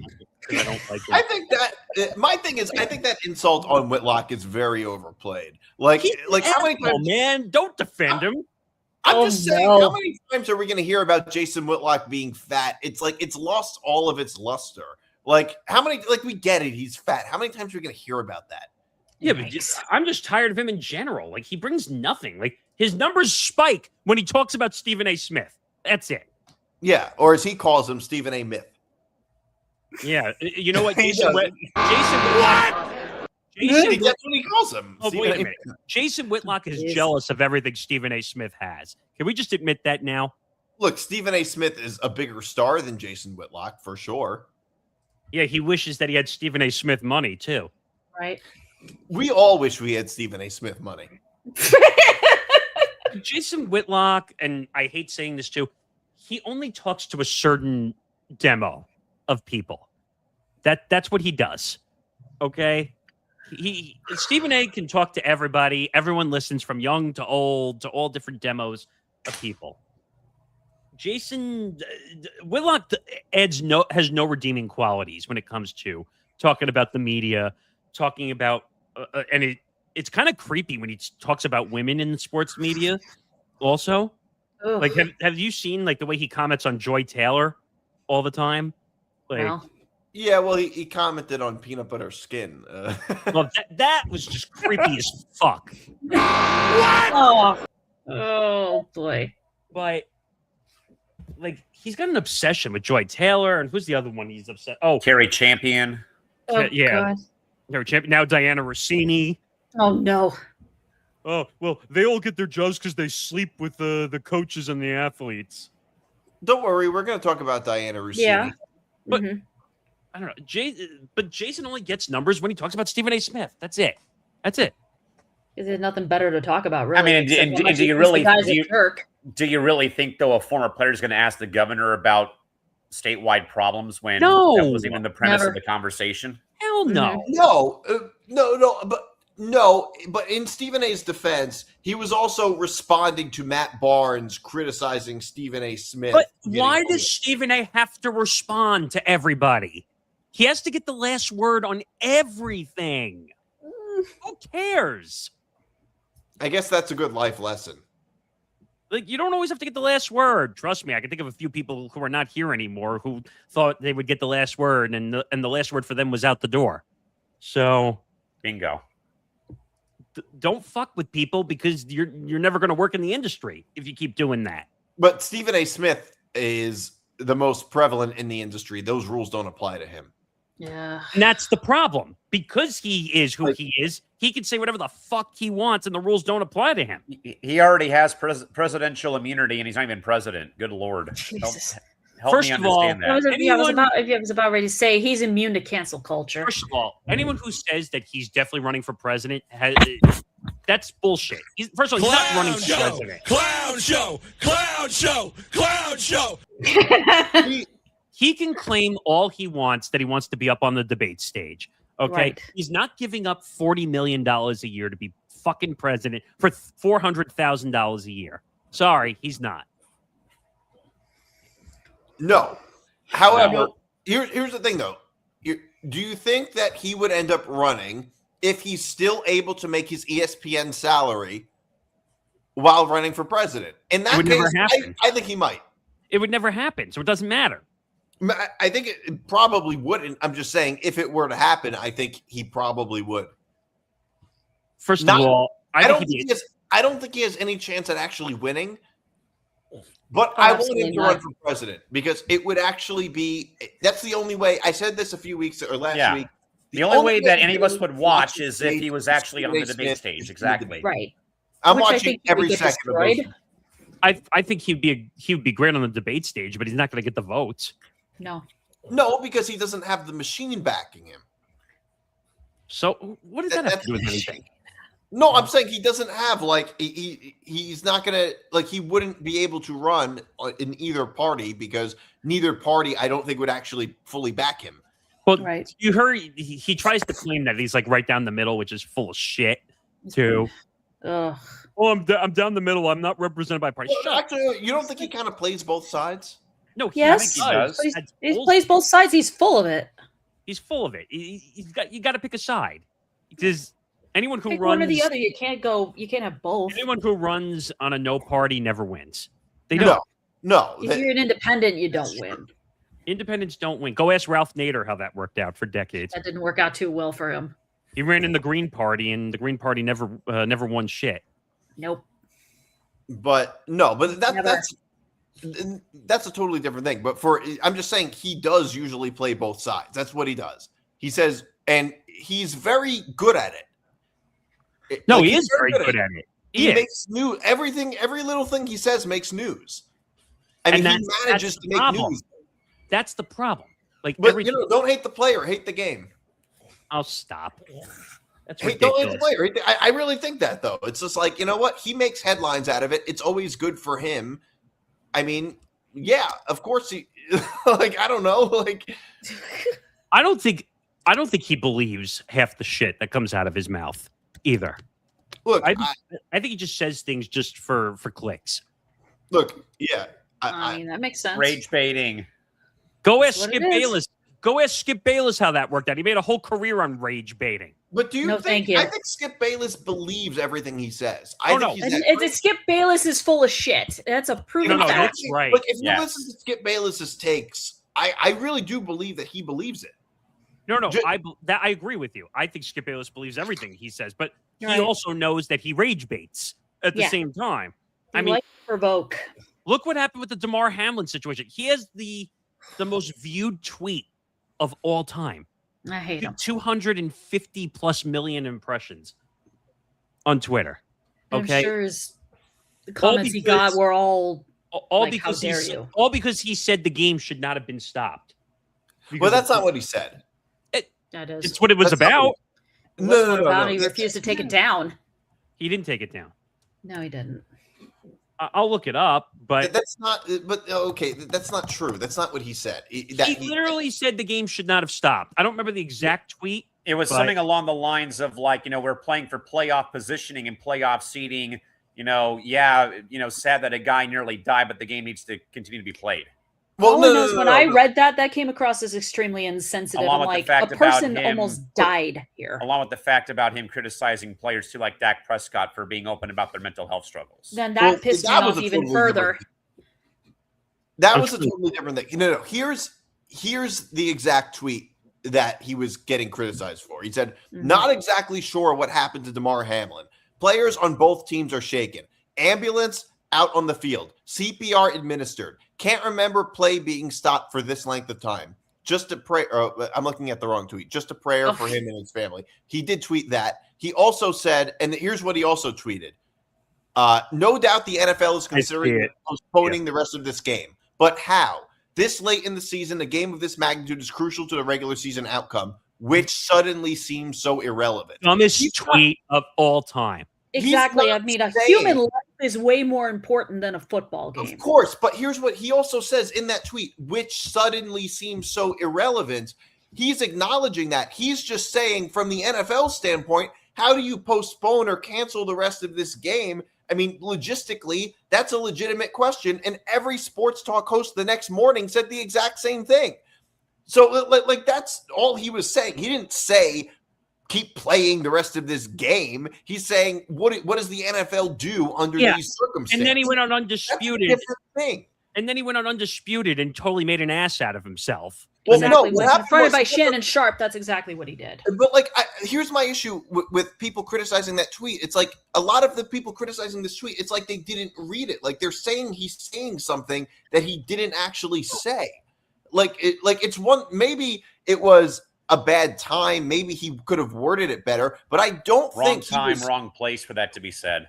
But there's still a difference between that and saying that he's saying something that he's not saying. Which, like, in fairness, he does say at the end of that tweet, which suddenly seems so irrelevant.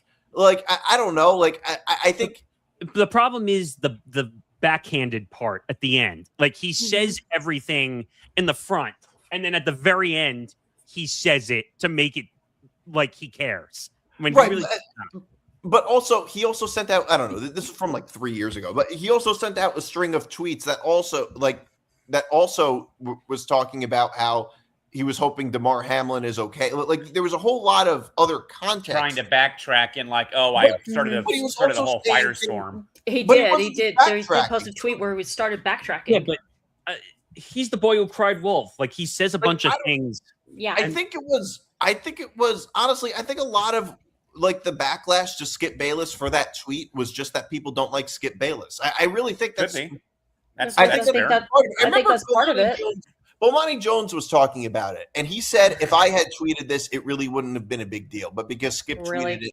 Oh, please. Bomani Jones would have gotten crucified for it. He would have been fired if he would have said that sort of thing. Would have. Canceled. Sadly. All right. Let's get back on track. All right. Well, let's get to please. Diana Rossini. Oh, good. I can't believe it. Almost 2 hours into the show, it took us until talking about Diana Rossini. This is the first time I get to comment on this story since I've been there we back. go. We should let Nick start first on that. Sticking with media drama, and I think this story is far more important and interesting than Stephen A. Smith getting into a feud with Matt Barnes. So there's a bit of an update. Diana Rossini is now sidelined by the New York Times, which owns The Athletic. I was confused when I saw the New York Times sidelined her. I was like, I didn't know she worked for the New York Times. They own all of The Athletic. They bought it. Right. And we've all seen the pictures of Thanks a lot, Trunk. her with Mike Vrabel. And okay, there's a whole lot of media figures have responded to this. Can I just play this sound from Craig Carton talking about it? Oh, this should be good. God. Okay, there's a few of Craig Carton responding or talking about this story. So here's what he says. I actually feel bad for all the really talented women out there that are insiders in various sports and just work in broadcasting in sports, because Diana Rossini sets that back a million years, because it just confirms what a lot of guys already think. Oh, I know, she got that job, that type of thing. So all the other really talented women in sports broadcasting, they got set back by this through no fault of their own. The next time Diana Rossini reports a story, I know what I'm thinking. I know what you're thinking. I know what everybody's thinking. Wonder how she got that story.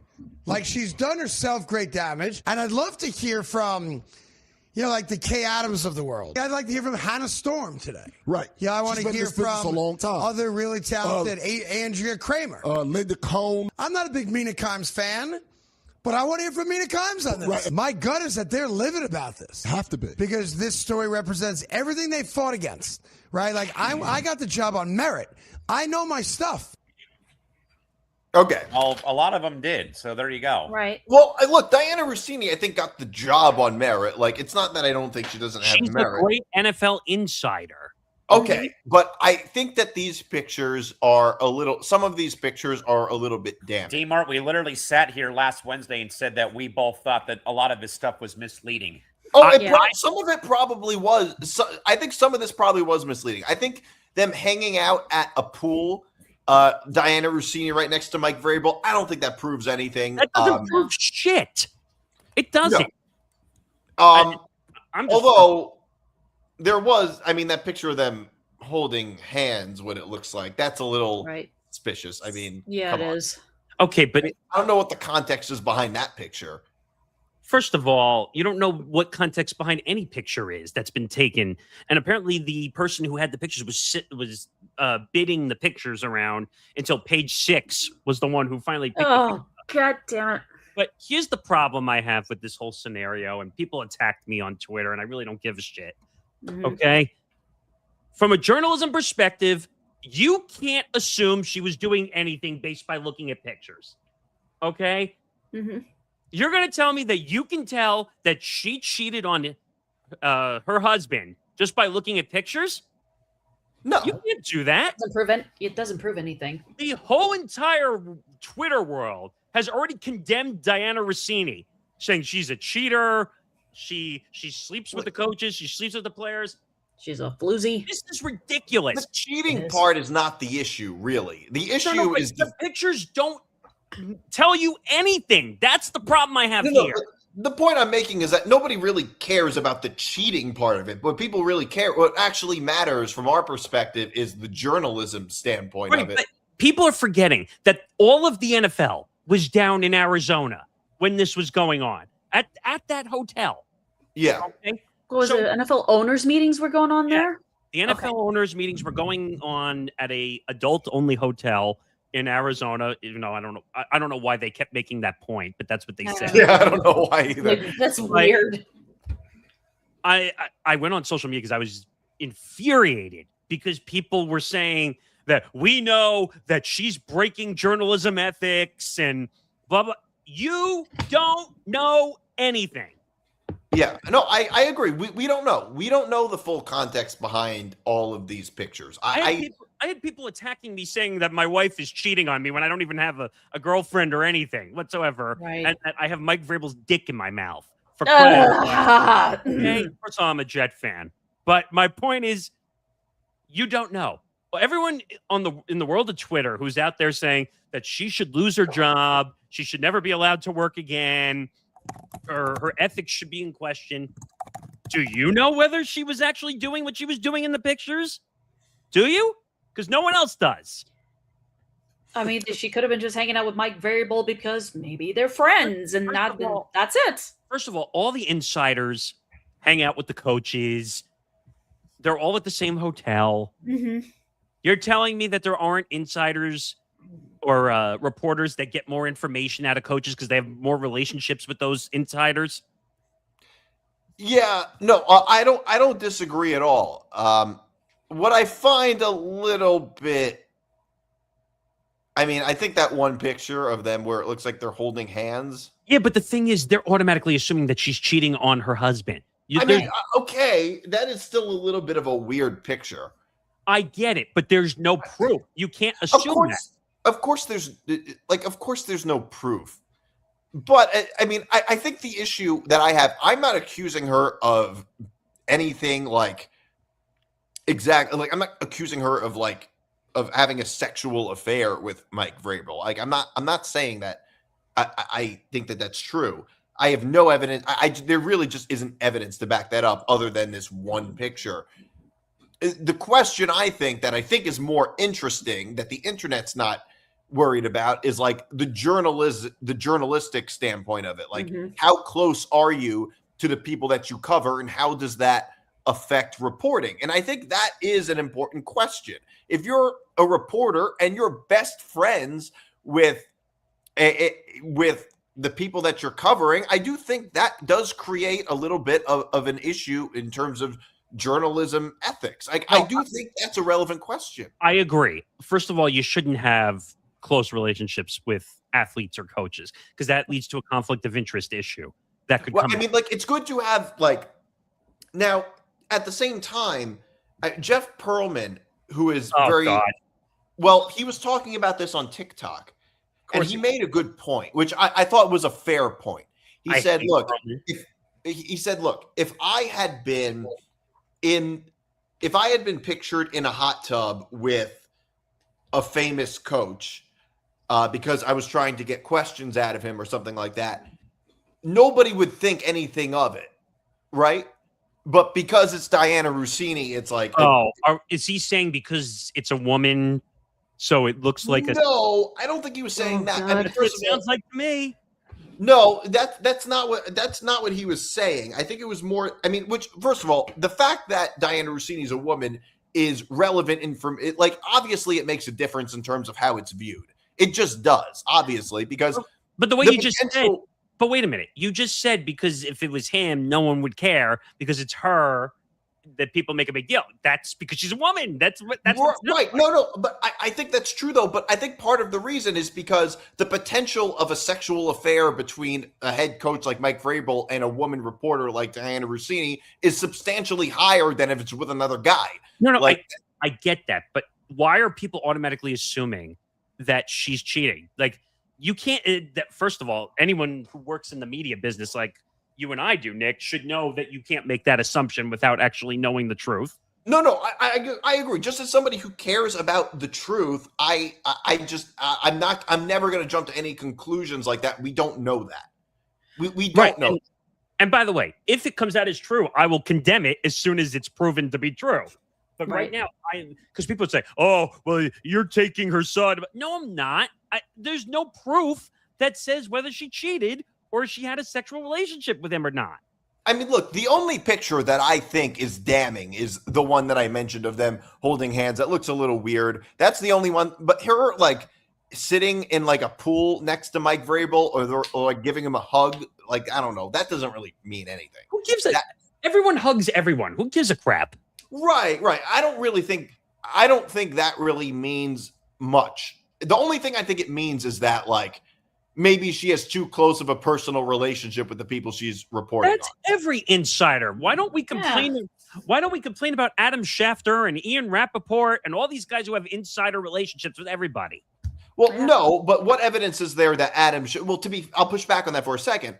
What evidence is there that Adam Schefter has close personal relationships with the players like that? Come on, man. You're going to tell me he doesn't have personal relationships? I'm not saying he doesn't have personal relations. I'm saying that no pictures like this have ever come out with Adam Schefter where it makes it look like he's best friends with the players. Yeah, and you know what? I've heard reports that Adam Schefter pays for dinners to get information from guys.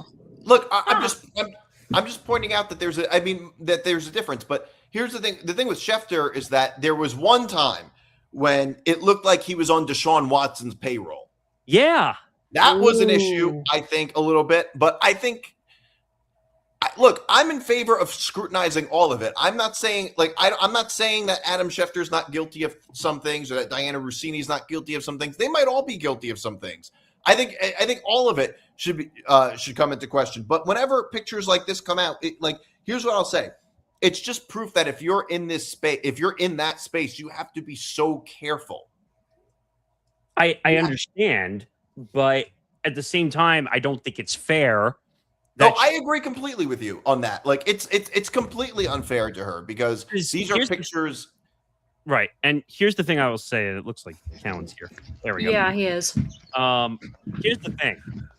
So if it comes out that none of this happened, she has every right to go sue every media company and every person that went after her for perjury. Exactly. In every way, shape, or form. Defamation of character. Yeah, defamation of character. Saying this ruined my career. I lost money.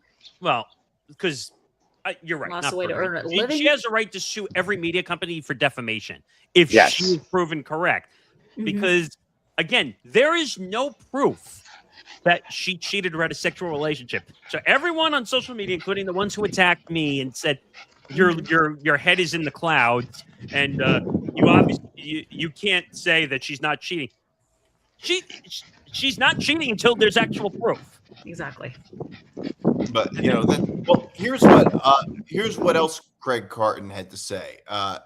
Actually, it's a little bit what we talked about. Only talking about it from Diana Rossini's side. Go ahead. Why are we not talking more about the fact that we all pretty much believe that Vrabel is blatantly cheating on his wife? Or are we perhaps being sexist, misogynist by talking about it more from the Diana Rossini side? Yeah. There's no proof of that. I agree. There's no proof. Mike Vrabel side. Not on purpose. Not on purpose. But if people feel that way, I'm not going to tell them they're wrong. Okay. Yeah, like I didn't go into this story saying, let me ignore Mike Vrabel's role in this. And I can vouch for that completely. I think, he's obviously a 50% part of this story, and he does have a wife. He does have kids. He is the head coach of an NFL team. I think the more scandalous part of it, even though they're both in it 50-50, is that how she's getting her stories? That's the question. I just think that's more interesting to people. And sadly, whoever wrote to you, I don't disagree with the premise there, although I didn't do it on purpose for sure. No, you definitely didn't. I definitely have leaned more towards talking about her role in it than his role in it. And I also think, and maybe this is a sad state of just how we view things in society today, I think a lot of people, myself included, are not as surprised that a successful middle-aged man with money would do that to his wife more so than what a younger woman might do to her husband. Yeah. And if that's sexist, so be it. What the what the fuck is he talking about? Well, here's the thing is, my viewpoint is that it's not sexist because the reason is because let's just say, first of all, I'm not saying any of this is true at all because none of us, like we said before, none of us know. These are pictures that can be taken completely out of context. What is this 50-50 nonsense? There's still no proof. But also, here's the other thing. Right. I mean, they're talking about it like it's fact, which you can't say that it's a fact, that any of this is fact. It's jumping to conclusions. We all agree on that. Right, exactly.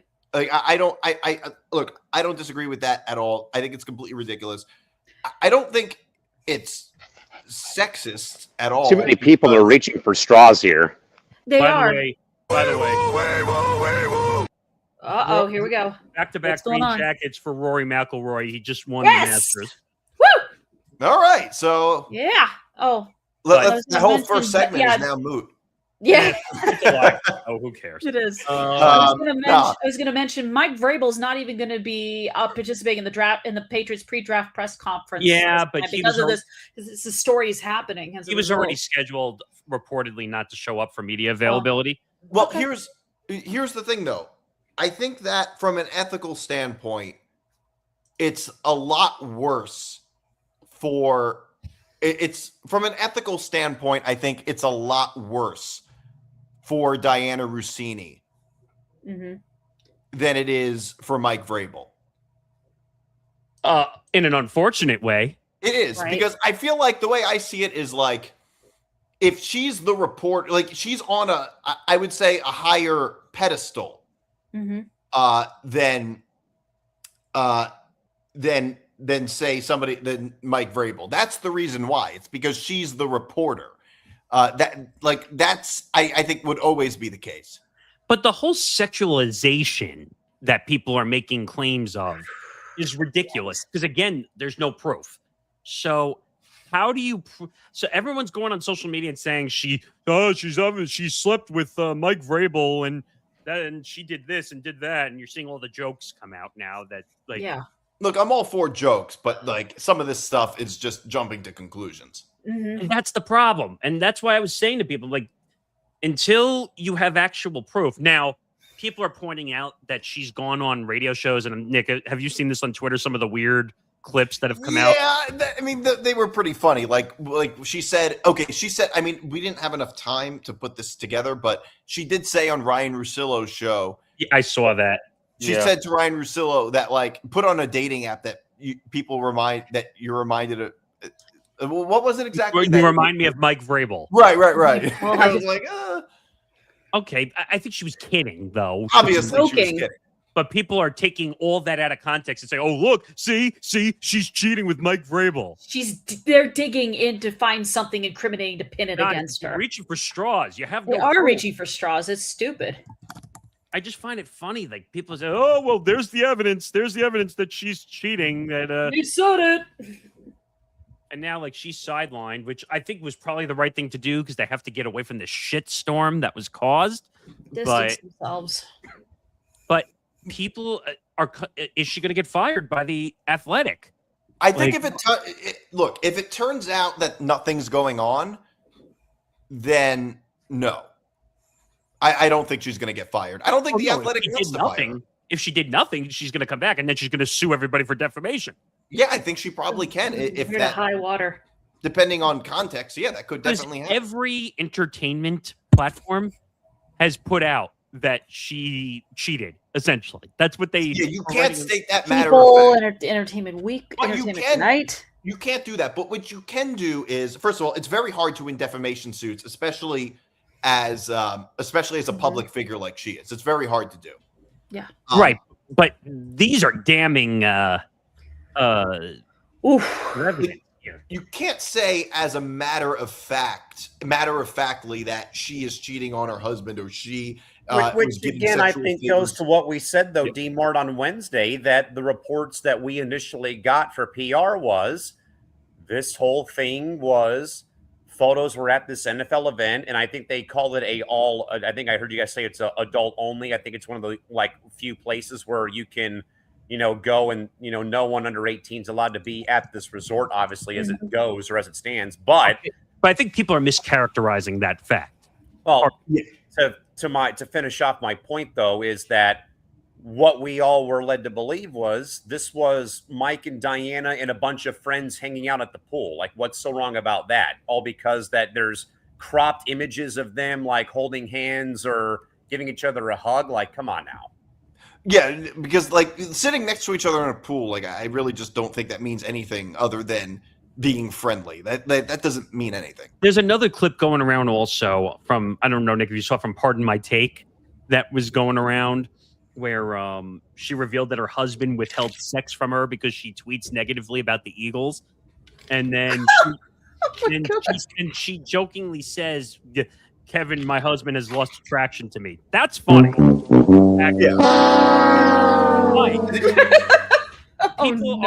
are mischaracterizing that and saying, "Oh, well, the two of them haven't liked each other for years." Oh God!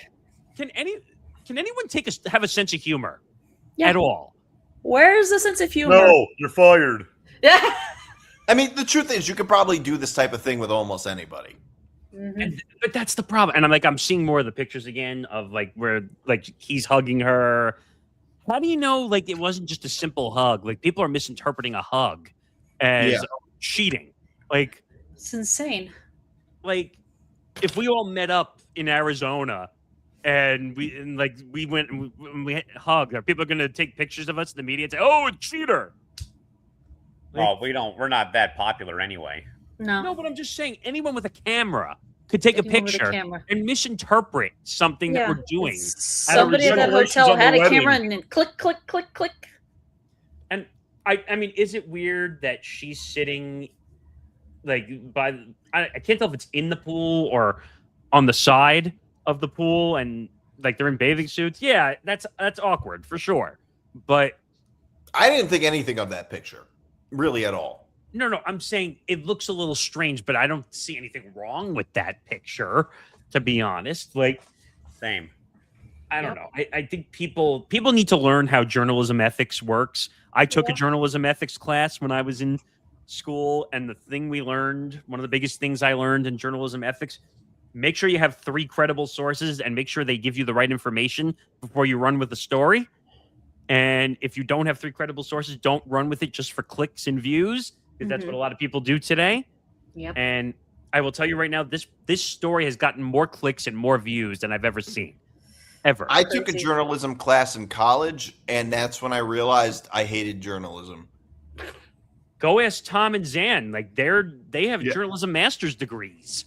It's not a great industry to be in right now currently, but it's artificial intelligence. It's a dying industry pretty much. But the two of them told me that you can't run with a story unless you have legitimate proof that it's real. And right now with this one, there's just way too much speculation. There is. So let me just look at some of if you just look at some of the headlines. It's crazy. All the headlines now are about Diana Rossini being placed on leave. So I mean that's just objectively true. Right. I'm trying to pull it up myself to see what headlines come up. Because depending on what the headlines say, they could be in legal trouble. Right. The page 6 story, which is the one that originally paid for the pictures. Oh, God. Diana Rossini sidelined by New York Times after internal investigation into bombshell Mike Vrabel photos raised additional concerns. Again, what makes them a bombshell? You don't know what's happening based on the pictures. Well, the point is you can't be I mean, that headline would not be a legal issue. No, but you want to know what that's called? That's called sensationalizing. Mm-hmm. Okay, so New England Patriots Mike Vrabel and top New York Times NFL reporter Diana Rossini hold hands and hug at luxury hotel. Okay, and? That's next on E.T. with John Tesh on CBS. Funny. But this is crazy. Like, just some of the headlines are just incredible. Yeah. No, I completely agree. I'm just saying, I don't know. The point I'm making about the whole legal aspect of it and suing somebody for defamation is that it's a very, the law is a very specific thing. And, sensationalizing headlines with pictures of, whatever happened, that's not defamation. You can't sue somebody or at least you can't win. I mean, you can sue them, but you wouldn't win if anyone who said that she's cheating with Mike Vrabel, that's terms of defamation. That was defamation, but that's not. The question is though, she can sue Page 6 for saying that, or some major media company. She can't sue. But if somebody on Twitter says that, some random Joe Schmo on Twitter, I don't think you could sue that guy for that. Could she sue whoever took the photos though too for defamation of character? I mean, you could sue them for privacy invasion. I don't think you can sue them for that. It depends if the hotel is considered, what's the word I'm looking for? Private. If it's a private property. I mean, maybe. I mean, I don't know. That's a good question. It's an adults only. Wait a minute. It's an adults only resort, so it could technically have a privacy label on it. Well, it's possible. I guess it depends. Well, yes, I guess you could sue somebody for that, but you can't. Look, I don't know, but you can't sue somebody for defamation. It would be a different thing. It wouldn't be defamation. If I were to take a picture of somebody and a famous person or whatever on the street, and that particular thing gets them in trouble. That's even if it's out of context. I don't really know if you can get sued. I don't know. Honestly, this is all legalese. I don't know exactly how it works. But to make a claim that they're cheating and they're doing whatever, you can't do that. You have no proof. No, but the person taking the picture is not making that claim. If you're talking about the person taking the picture, it's insinuated. Nick, come on.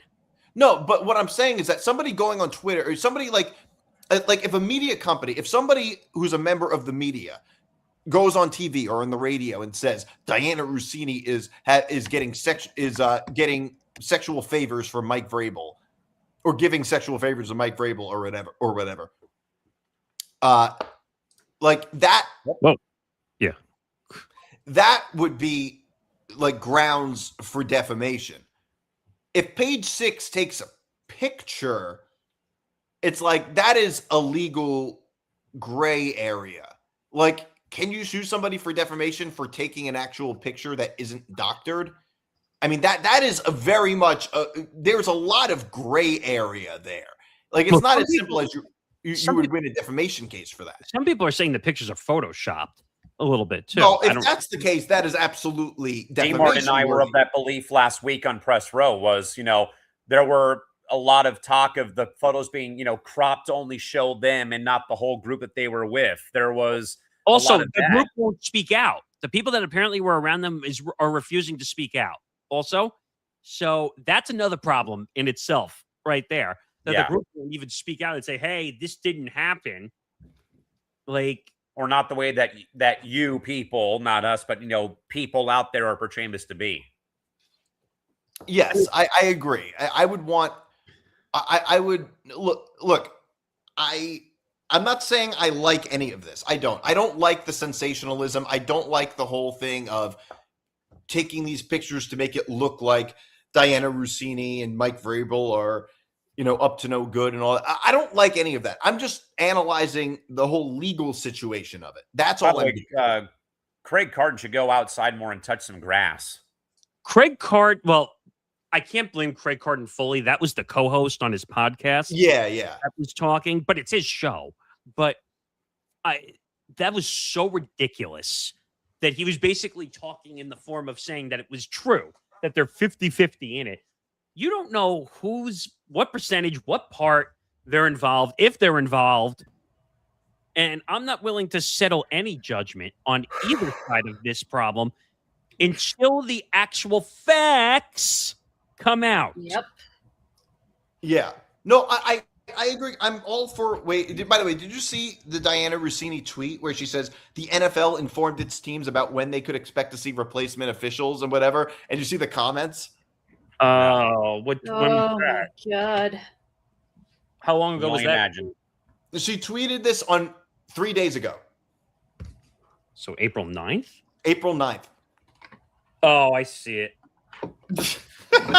There was a comment. Oh my God. This is funny. What in the name of Refs lining up to be Rossini's next insider. It's a picture I'm not seeing that now.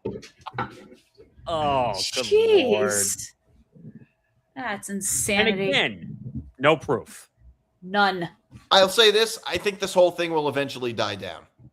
We can only hope. She'll probably be back working at the Athletic, even though Stu Gotts says he's gonna hire her if she gets fired by the Athletic. Did you see the Lebitard show talking about it? Well, apparently he's uncomfortable talking about it. They're friends. Wait, so this I guess can lead us to the bottom of the barrel segment. Okay. Basically, it's what it sounds like, bottom of the barrel.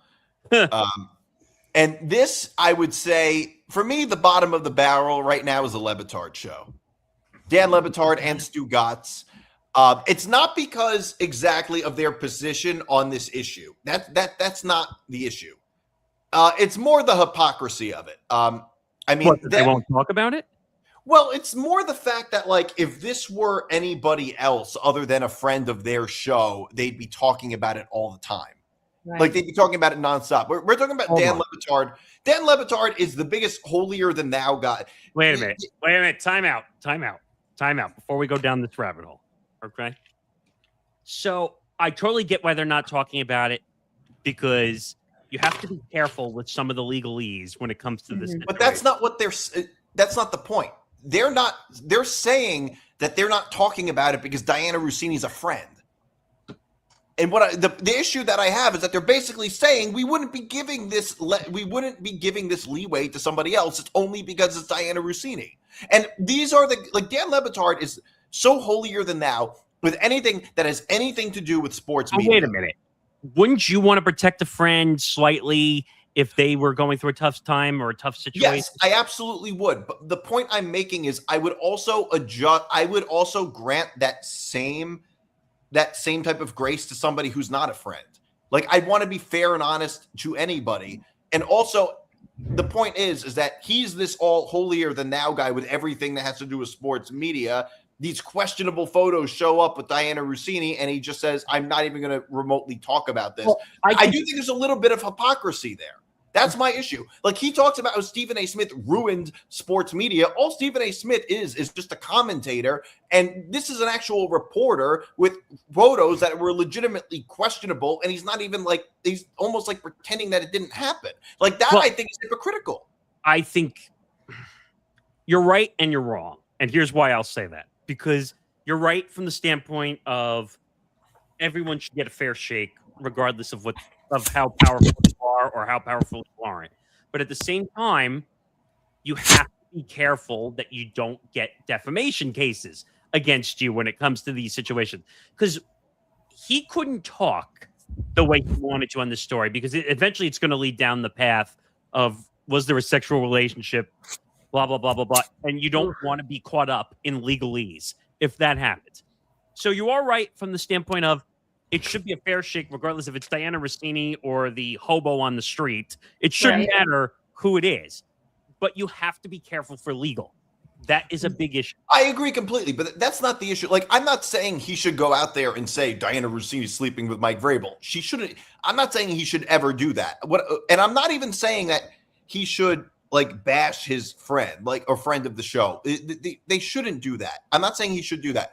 I'm just saying it's a little hypocritical that Dan Le Batard, who is this guy who is all like, who hates every sports broadcaster in the world for like ethics that he kind of made up anyway. Like, I don't know if he hates every broadcaster. Oh, but he talks shit about everybody. He talks shit about every other sports broadcaster in the industry for like, and like I said before, has this holier than thou attitude. And then with Diana Rossini is like, I'm just not going to talk about this. Like that, I think is very hypocritical. It's hypocritical when he says Stephen A. Smith has ruined sports media and then looks at Diana Rossini and just says, well, she's a friend of the show when these pictures come out, when we know for a fact that if this was anybody except Diana Rossini, if this was Stephen A. Smith, if this was Chris Broussard, if this was somebody that he didn't like, he would have been all over it. But only because it's Diana Rossini, he's giving her this treatment. Wait a second. So I don't think he ever, because I remember when he said the thing about Stephen A. Smith. It's not that he said that he ruins sports media or media. He said that he caused debate culture, which has caused a massive issue across the sports media landscape. So you would be right if you said that Le Batard said that he destroyed sports media, because you could say that about anybody who has a hot take. 1,000%. But what he actually said was that the debate culture caused a massive issue, which we're having a problem with now, because everybody makes a massive hot take just for clicks. That's what he said. So just from a technicality case, but here's the thing though. He said, he did say something like I think he did say that he ruined sports media, and I think he said actually it wasn't just Stephen A. He said Stephen A. and Skip Bayless destroyed. I mean, you sports can't have media. one and not have the other. Right. But here's the thing though. I don't know why he hates like debate. Like, this is coming from a guy who hates debate culture so much, and then like something that is debate culture. What's that? A lot of people hate debate culture. Right. But what I'm saying is that for a guy who is like so outraged at debate culture, at the debate culture of Stephen A. Smith and Skip Bayless, which ultimately is meaningless, none of this means anything, is then going to look at something that seems certainly more questionable than that. I'm not accusing them of anything, but I'm just saying these pictures certainly raise a little more eyebrows, at least raise some eyebrows, and I think are a bit more questionable than, say, debates about who the GOAT is. Like, who cares? None of that stuff matters from an ethical standpoint. Well, that's the point. Right. No, and I understand where you're coming from, but at the same point, you got to be careful with your connections. Again, maybe not for Christy, who hasn't worked in the business like the three of us have, but we all have connections in the industry that we don't want to destroy. So it's a constant seesaw battle over, do I report a story that's going to hurt somebody that I know to put out a story, or is it really worth taking down somebody that I've known for a long time to put out a story for truth? So that's Here's the thing. My issue with Le Batard is really just the hypocrisy. Like, the issue is not that I'm not saying he should throw Diana Rossini under the bus. My issue is that if it wasn't Diana Rossini, he wouldn't have done that. That's the issue. If something like this happened with Stephen A. Smith or Chris Broussard, or I don't know, fill in your favorite your favorite commentator that has sources, I don't think he would have done that. Like, that's my point. First of all, do you think that if there was questionable photos of Stephen A. Smith, for instance, I mean, this particular thing wouldn't have happened, but something like that, you think he would have granted him grace? First of all, like, for some reason, like you said earlier, Stephen A. Smith has like the God complex, and no one wants to go after Stephen A. Smith because they're presidential immunity, and he's not even president. Right. That's what I said. They're afraid of the backlash that Stephen A. is going to send back. So that's why no one goes after Stephen A. Smith. Stephen A. Smith has had plenty of controversial issues. He was thrown off of ESPN radio. He was thrown off of ESPN for controversial comments he's made before, but somehow he's on crack. Well, not that one, but basically Off the weed.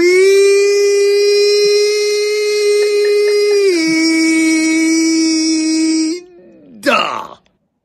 But he has too much protection. Because do you remember during COVID and during the whole political thing? Remember if someone got too political on ESPN, they would fire them if they did anything.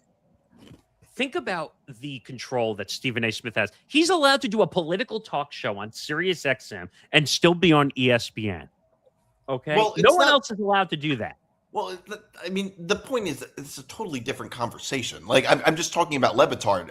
But yes, the difference, I will say it is different, which is that Stephen A. Smith doesn't talk about politics on ESPN's airwaves. Yes, he does. Oh, stop. When does he? I mean, not. He's done it. Did. Well, I'll be fair for a second. He did when everybody else was talking about politics on ESPN's airwaves. Yeah, but no one he doesn't get in trouble for talking about it, though. Everyone else does. But the point is, you're allowed to talk about politics, but you're just not allowed to talk about politics on ESPN airwaves. You know what? I mean, if anything, I would argue, if anything, the only thing that's strange is that he's allowed to have a radio show on Sirius XM. No, those because they're not. It's not. Well, I guess they are technically competing companies, but he's doing one for radio and one for TV. They're different entities. And he's not on ESPN radio. But also, well, he used to be. But ESPN's not going to jeopardize the ratings and the money they're making just to say, oh, well, you can't be on Sirius XM. Oh my God! Like they're not going to jeopardize that at all. The amount of money they're making off Stephen A. content is absurd. The amount. Yeah. No, I agree completely. But that went totally off the rails. I was strictly talking about Le Batard. Well, on the Le Batard front, you're right. Sometimes he will not talk about certain people, and he won't talk about certain things. But there is some hypocrisy. But that's always been Le Batard. Like he's off the island somewhere. Always has been. Always will be. He doesn't do the cookie cutter route. Callan and I were having a whole conversation about cookie cutter last night. Oh yeah, about how the industry is everyone thinks, oh well, if you don't do things a certain way, then people are not going to like you and they're not going to give you a job. Bullshit. The way the industry is now, the way podcasting and digital is now, everyone goes off the unbeaten path and does things differently. Okay, and Le Batard made a living on being different. That's how he did. And Stephen A's done that now too, where he's just I'm me. No one tells me how to be me. Yeah, okay? but Le Batard was the exact same way. Le Batard poked the bear when he was at ESPN. He did that more than he did. Well, that's where the pirate ship thing came in, and how he took off to DraftKings, and they made their own network and all that nonsense. But even though I think the show is a complete dumpster fire now, but that's Le Batard was looking for freedom, and that's what he got. I don't know. This whole thing is insane, and I don't know. There's no way to really prove one way or the other with this stuff. Yeah. All right. Let's move on because we're way over into hour 3. Please. Can we bring Callan on for hour 3? Yeah, where is he? He's right here. there. There he is. He's been waiting so patiently. Hello. Yeah, I know Callan wants to roast Ohtani. We can do that, or we can also maybe roast some new Major League Baseball City Connect uniforms as well that just got released over the course of the weekend by 8 new teams. Most importantly, if anyone does, or if anyone has seen the designs, though, but a couple of teams have already broken over $1 million in revenue from the first day of them being released. But Nick Morganson, I wrote this though on a Substack back in October, and this was actually more geared towards the NBA when the NBA began operation for the season. Is that we, in a way, always know that the NBA gives out a new City Edition uniform every single season for every franchise. And now that baseball has tapped into this whole City Connect idea, that now every 3 to 4 years, teams have to come out with brand new designs. Nick Morganson, the question though that I had written though with this with the Substack story, and then with the new designs that just came out about 7 to 8 days ago, if not earlier. Too many jerseys, or is there just not enough creativity from professional sports teams now when it comes to uniform design across the board? See, I'm the wrong person with this because I don't like any City Connect jerseys at all. I wish they would do away with all the jerseys. They don't mean anything to me. I would never buy a City Connect jersey. I would never buy an alternative jersey. It's all a big money grab. Okay, I agree. Do I really need another jersey? Do I really need to get you could buy a City Connect jersey. You could get your name personally engraved on the back of it. And like, no one cares. Like, I'm not a fan of that. It's a big money-making scam for all the leagues. If I sell but like City Connect jersey, like that's when you can get like custom-made jerseys, right? Yes, technically. Oh, there are. By the way, there's the new designs for all the teams who have released their new designs for the season. I don't like them. Texas, Milwaukee, San Diego, Kansas City, Baltimore, Cincinnati, Pittsburgh, and the Braves. Terrible. They all suck. I was saying, I'm looking at the Reds and the Pirates. Pirates is actually kind of cool looking, but I would never wear it. Right. I just like the font, but no, I hate the Brewers. I'm sure there's some reason behind why it says Wisco, but like that's Wisconsin. Jeez. Yeah, Wisconsin. Yeah. All right, I'm a little stoned, but still, all right, I'm dumb. But Wisconsin, you're like Wisco, gee. Yeah, Wow. but in a way though, like no one calls it Wisconsin. That's like if you go to San Francisco, you never hear them call it San Fran. That's just I've not never a thing. heard anyone say Wisco. It Neither sounds have like a shitty Native American tribe. That's all. But I think it sounds. I don't know. I think it sounds like a shitty like cream cheese brand. Yeah, exactly. Ew. Argento. It's like a white trash. It's like a white trash supermarket chain in Oklahoma. We're going to Wisco, guys. That's funny. It's just I think the only designs I really like is the Braves, Atlanta, hometown bias with the Padres. It's probably it. Those three. Yeah. I don't mind the Reds. The only one that stands out because of the blue color. I like the blue color. I kind of like the Reds just because that looks like it could be an actual jersey of theirs. Like they're also wearing red pants with those, by the way. Oh, that's cool. Oh, I hate. I think it's cool. I hate the onesie look. The Texas Rangers, does that say Tejas? Yes. Spanish for Texas? Yes. Yeah. I know the Diamondbacks have a Spanish one too. The Serpentines, yeah. Yeah, but I'm surprised Atlanta didn't try to go the strip club route either. Magic City. Honestly, that would crush if they had Magic City jerseys. Well, they wanted to have a Magic City night at the Atlanta Hawks were supposed the Atlanta Hawks wanted to have by the NBA. Magic City night. That was the joke. That's why I brought it up. Well, maybe the Mets and Yankees could have one, or more accurately, the Jets or Giants could have one. Well, I mean, the Yankees won't ever. The simple fact, by the way, that the Mets use NYC and not Queens on the front of their City Connects was a mistake. Yeah, that's true. I agree. Queens is still a part of New York City. Yeah. Yeah, I guess. I mean, it is objectively. I guess it is. It is. It's one of the 5 boroughs, so I guess. Of course. And they're called the New York Mets. They're not called the Queens Mets. But if the Mets played in Brooklyn, they would have been called the Brooklyn Nets. I've never heard anyone call the Brewers Wisco. No. Yeah, I've never heard them called Wisco. That was weird. Remember when the Brooklyn Nets, they had their Bed-Stuy jerseys? Yes, I do. But like the Nets, they don't play in Bed-Stuy. It would be like if the Knicks had a jersey that said Upper West Side or something. Correct. Like that. By the way, it makes no sense. Yeah, Wisco makes me think of like a bad whiskey brand. Also, Yeah.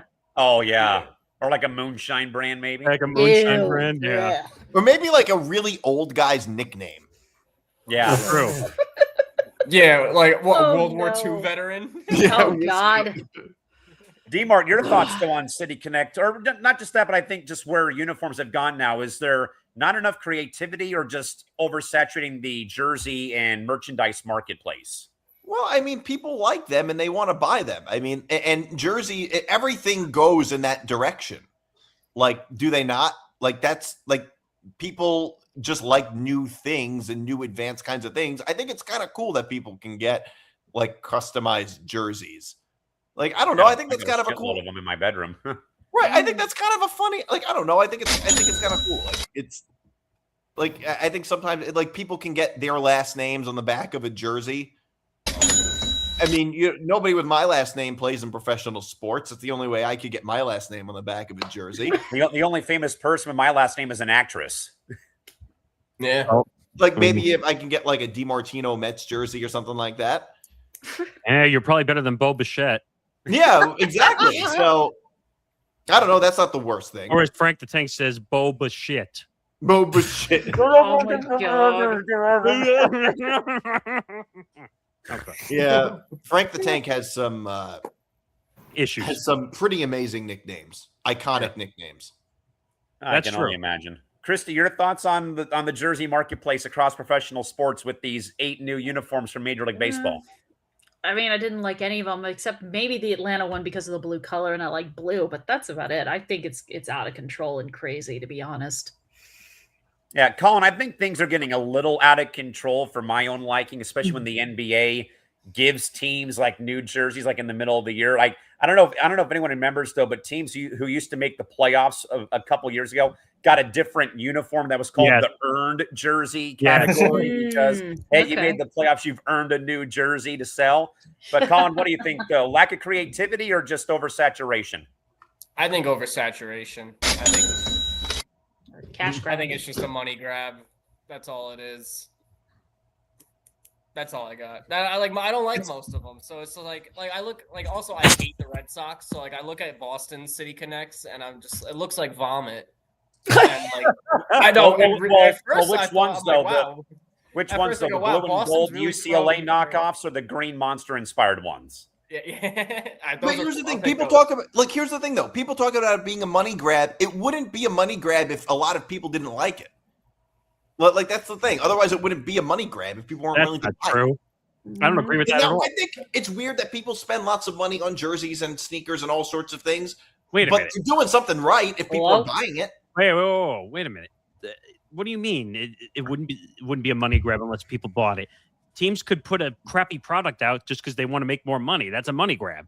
It is. Well, no. If teams put out a crappy, but if nobody buys it, they're not going to make money off of it. No, but the definition of a money grab is someone putting out a product just because they know they can make money off it. It has nothing to do with whether they buy it or don't buy it. But you're not going to make money off of something if people don't buy it. No, but the definition of a money grab is you putting out sometimes a useless item with a brand that, and because it has the brand or something attached to it, it's out there to be bought. It has nothing to do with how much of it is bought. I think all pro sports leagues do this. True, but by that logic, everything's a money grab. Jerseys are money grabs too. Yeah. Well, like, would you say like things are like everything? Then what's not a money grab? So I don't know. Like, I was going to say, if you're saying all of that's a money grab, then this isn't new because teams selling being able to buy jerseys is also a money grab. So it's the same thing.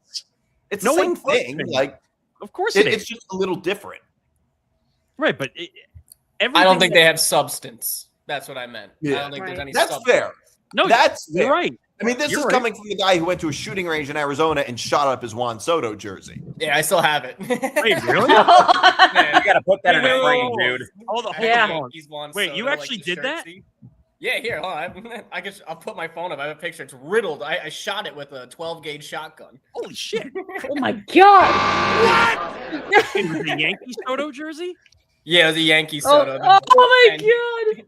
He got traded a week before I went to Phoenix, so I go, all right. I said to my friend who takes me to shooting all the time. He didn't get traded. He signed. He signed. Yeah, he my signed bad. With He in my heart, he broke it. But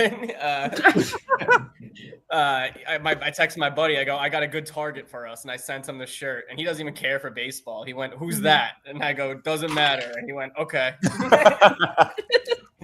By the way, whoever's clipping this show afterwards, you're welcome. Thank you. Yeah, that's. I posted on my story and tagged him. Pull up. You have the picture on your phone? Yeah, I'll find it. Let me dig. I took a few. I have a video of me too. Oh, gee. No, don't show the video. That would be. We'll get in trouble for that. Yeah. Oh, it's violence. I mean, for the way Colin looks, we're lucky he's not shooting up schools. So I. Yeah, it is something with his name on it, so that might be. That's okay. Right. That's fine. I don't think that matters. Oh my God! Oh my God! Damn, that is riddled with multiple bullet holes in there. Wow. And we go to the desert. We don't. I mean, when I go to Phoenix, we don't go to like the shooting range. Like my buddy's like, we're going out like to the boonies, and we just go to the barren desert. Actually, I have the perfect sound effect that fits this. Shots fired! Shots fired! Yeah, it was a good time. No, I mean, I think though on the whole segment here, that I think we're now reaching a point now where it's a mixture of both. I think it's both oversaturating the market, especially for Major League Baseball, when now teams roll out City Connects 3 to 4, every 3 to 4 years. Some teams have kept their first designs. We saw those 8 new ones though, involving the Braves, Pittsburgh, the Reds, Brewers, the Padres, the Rangers, and the Royals. But I also think though, in a way though too, sometimes you run out of creative runway to come up with something new. Like, just for example, and I'm sure Nick and I will talk about this on Wednesday, but the Padres raked in 1.1 million in City Connect sales on Thursday, per Sports Business Journal, which literally the uniform is a pullover. Like I'm watching the Braves game on NBC right now, and theirs has a cool little nod to TBS back when they were on TBS for all those years. Yes, 6:05 p.m. Eastern along with them honoring Hank Aaron in his home run from when he hit home run 715. But with the Padres, though, it's literally like a carbon copy of their original one without the rainbow sorbet ice cream colored pink and gold and the seafoam green. With them going back to the 98 blue and orange era of when they were last in the World Series and the white hat, and them tapping into Dia de los Muertos, a very huge, Day of the Dead holiday, for the San Diego, Tijuana, Baja California, Mexico community that I live in here in Southern California. And everyone, again, over $1 million, but also it's the same word mark. It's the same number style of the previous set. Like there's not really much clear distinction. Not like what the Pirates did with, their whole new look or what the Braves have done. So I think it could be a little bit of both, though, that it's more of a thing involving the simple fact of, hey, we got to do this every few years. You got to start working on, 3.0 and, by the end of the season, you got to worry about that. Then you also have to factor in, though, how creative can you make a City Connect jersey when, sometimes you don't really do things the right way. Like I think the first batch was a dud with like the Giants having the giant G with, a light, coming to look like the fog. And then they tap into like San Francisco music culture with their new one. And the logo looks like a lava lamp design, word mark across the front. And like, the Dodgers, I don't think would ever embrace it. And I'm glad, by the way, that the Yankees won't do it because them, the Cubs, even the Red Sox, St. Louis, who have not really tinkered with the alternate logo space or alternate jersey space in franchise history. It just doesn't feel proper, I'd say, for like the traditional sports fans that all of us in a way are in some capacity, that you see like the Dodgers or the Yankees like not wear white and gray when they're at home or on the road. But I think it's a combination of both, though. But then you have like a successful team, successful launch day, like the Padres, again, $1 million in sales, on day one of it, and who knows what else everyone else did, though. But I know that when the Astros put out the first one of like the whole NASA inspired look, the all navy blue, they saw their sales spike by 300% that day. So like, I think it's a mixture of both, but are you going to be spending, that much money every 3 years to get a new jersey? No. I wouldn't do it. By the way, and I'm seeing a lot of news coming out. Let's hear it, though. Out of the Masters. And Callan, you and I are now going to have to talk about this on Press Row. What do we have? Because CBS completely fucked up the last hole of the Masters. What did they do? The camera angles. The camera angles were all the way off to the side. You can't see where the ball went whatsoever. Oh no! If you go on Twitter, people are complaining like crazy. I think I saw some of those. So in a roundabout way, they basically missed Rory's game, or they missed the game clinching putt. Oh no, that's a nightmare. Why? So just add that to the long list of press road. Yep. Ouch. How's Tiger doing this Masters? He's not there. He's not. I heard there. I heard he had one real long drive. He's in a foreign country somewhere. Yeah, he's in Switzerland rehabbing apparently. Per Yeah, report. he's like, Swiss Alps. Yes. He has no balls left. Nope. Wow. Yeah.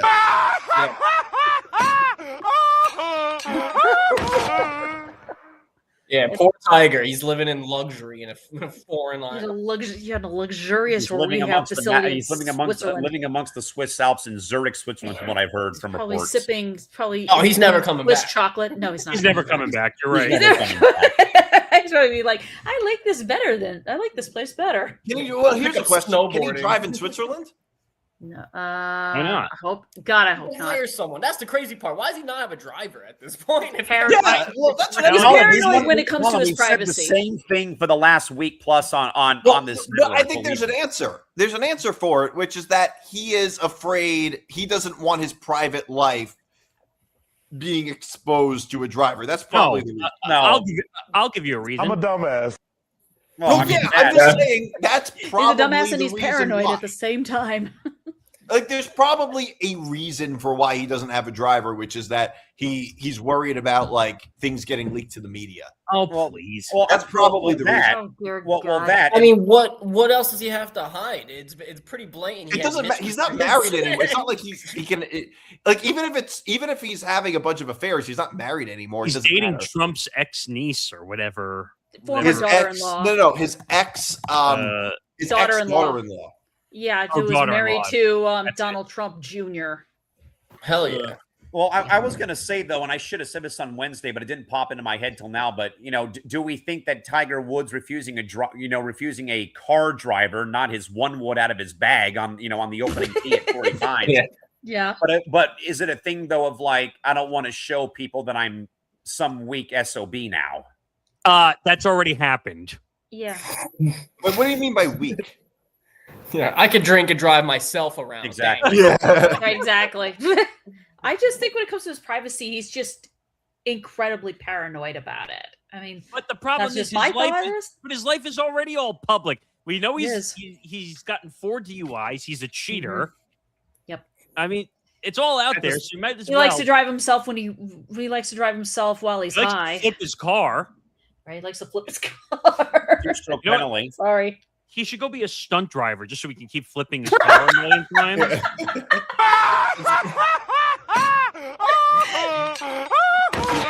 Oh my God. You guys remember Jackass, the first Jackass movie? Yes. Rent A little car bit, yeah. And destroy it and bring it back. That's I'm literally. telling you, he should just be a stunt driver just so we can just roll his car. Just He can make a living. Those cars He can many make a times living as he wants. car. Problem solved. Morgan, should we talk about this one story from FOS about StubHub having to pay that $10 million settlement? Oh, to who? Whom?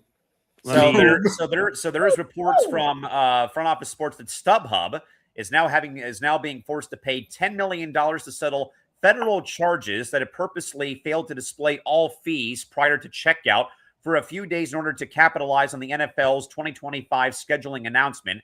The charges in the settlement were filed by the FTC on Thursday of last week, with the third-party ticketing marketplace accused of violating the FTC's rule on unfair or deceptive fees, which states that companies must make clear upfront how much consumers will be paying if they buy tickets through their website.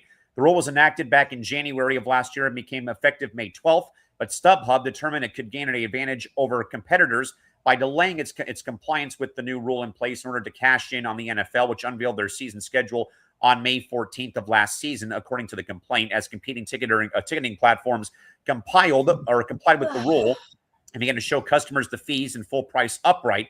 StubHub continued to display prices without all fees until the consumer had checked out. And I think, though, Morgan, that this is part of a small market episode I'm working on, I think, later in the year, regarding my own experience recently buying concert tickets for a show in August via TickPick or via SeatGeek, and that I spent less money getting it then before the actual public on sale date by about $20. Well, you get ticket Even companies. even then, though, TickPick and SeatGeek gave me the price date right there without adding it on at checkout, as StubHub was guilty of doing so. Yeah, but you have a lot of these companies, like where if you have like a MasterCard or something like, and then you get a deal for tickets like early in advance, and sometimes you don't get the fees depending on which card you have. I just happen to have a pre-sale through the band that I'm seeing in August. That's all I had.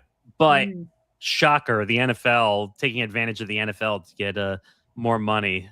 Big shocker. Yay. You earn more money. I mean, is this a shocker? No. Now, it is kind of a scumbag move to not say what the extra fees are. Now, do you remember, I don't know if everybody remembers the whole Taylor Swift ticket. Yes. Yeah. The Ticketmaster controversy. It happened to Beyonce too in the same year, I think. Like where people were like buying up like groups upon groups. Actually, this is what Craig Carton got arrested for, by the way. Remember, Nick, or no? Yeah, of course. Well, no, he was arrested for well, it was for like wire fraud. It was due to he was running a ticket business, which was legitimate. Actually, it wasn't. The issue was that he took the money from investors and used it to gambled it and used it to play poker or blackjack, whatever it was. Yeah, blackjack. Some sort of card game. Because he claimed to be a blackjack expert. Anyway. Yeah. But this falls under the same situation where people will buy up groups of tickets or whatever. And first of all, that's such a horrible practice. And I think that StubHub now has a rule that you can only buy. I think they capped it at like max of 8 or max of 4 sometimes. But you have to use a different credit card. Yes. Every time now, which is smart because now you don't have these companies that are buying up like thousands of tickets and then selling them for what, like 20 or 30% markup. In a way, it's almost like buying alcohol at a sporting event. It's 2 drinks per ID. Right. Well, that's like at stadiums. All right. What were you going to say? Well, I was going to say that's a lot more precise because unless you use somebody else's ID, there's no way you're getting around it. That's true. You're right.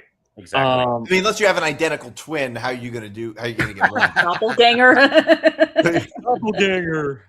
A doppelganger. Some double. Is that how it works? It's 2 per ID. Yes. Yeah. That's at all sporting events. Yes.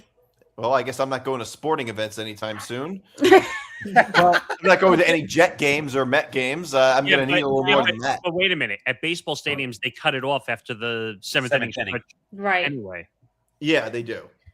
So it doesn't really matter. No. You can easily have you can finish 2 drinks before the 7th inning easily. You can finish 2 drinks before the first inning if you really want. I mean, well, now you're talking, Morganson. Maybe CC Sabathia. What about? Do you remember that stupid? I don't know which stadium has it. The 9 innings thing where you get. City Field has it. Oracle Park has it. Like where you get like 9 hot dogs and 9 beers, and each inning you're supposed to eat a hot dog and drink a beer. And they all look like beer flights now. And I hear like people get massively sick. Yeah, dude. Think about how much you're pissing and throwing up after that game. Pissing, shitting, and throwing up. I first of all, whoever thought that was a good idea, I screw you. Like, whoever came up with that thing. The beers at baseball game, most sporting events, they're equal to 2. So you're drinking 18 beers in 9 innings. Well, no, I don't think it's like actual. I think it's it's like a flight. Like if you go to a bar and you try it out, like you get like a flight of beer. So it's not. It's like 9 flight things. It's like 9 mini hot dogs and 9 mini beers in one box. I'm thinking 9 tall boys. No. Oh, God. That's what my friends try to do. I think even with the 9 flights, you would feel sick after that. With the 9 I would. I definitely would. I'll be all right. I don't have that strong of a stomach. All right, let's move Remember on. when LeBron kept drinking wine before games? Yes. Ew. Oh, he's a wine snob. What's wrong with that? I mean, I like wine too, but he's like a wine connoisseur. Well, he's a wealthy guy. Connoisseur. So he's a drunk? Yeah. He's a drunk. DiMart, any thoughts on the ticketing snafu with StubHub? Well, I'm just first hearing about this. So they're paying $10 million to settle it, right? Yes. Yeah.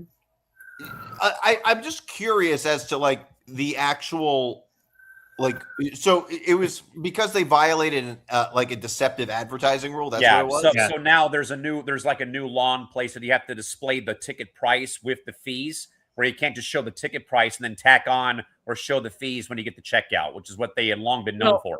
A lot of times when you check out, like on a StubHub or Ticketmaster or any of these things, they will show you the original the breakdown price and then the fees and the breakdown. I don't understand how that's deceptive. Like, if you know that you're paying that money. No, they weren't showing the fees. The extra fees. Okay. Yeah, then that's basically fraud. Yeah, that was a new law put in place, and they tried to capitalize on the NFL's season schedule released by. They didn't want to show the fees until they had the actual games. Exactly. That is fraud because you're right. Because then you could raise the price if you see, oh, I got these teams and these games. That is fraud. Right. It's one thing if the price just goes up, but you still have the option to just not buy it. True. That's completely different. Right. Big time. With that, everybody, let's get ready to pour one out and lock up shop for the day. Again, pour one out is our therapy session. Tonight, guys, we salute a toast to the NBA teams whose seasons are officially over today, and those who fell short of the green jacket in Augusta, Georgia today. But Nick D, you can pick anybody you'd like to pour one out for the weekend. Who do you pour one out for this weekend? It could be anybody out there in the sports world. Who is it? Who do I pour one out for? The Seattle Mariners. For the Ichiro statue. Are you kidding me? That's for crazy. those of you who don't know. They unveiled the statue of Ichiro, who is the most iconic, the greatest Mariner of all time, arguably. The only Ken Griffey and A-Rod. Ken Griffey, you could say. Those two. Randy Johnson. Edgar Martinez. Maybe the most popular Mariner of all time, whatever. Of course. I would say Ichiro's the most popular Mariner. The bat, as soon as they unveiled the statue, the bat broke. It's not even like it broke in a way like a baseball bat typically breaks. It like broke right above his hand. Yeah, it looked like a flaccid penis. Right. Exactly like that. It was your dick without Blue Chew. Hello. Perfect for that. Because he's a raw pain in the ass. It looked like Eeyore's tail fell off.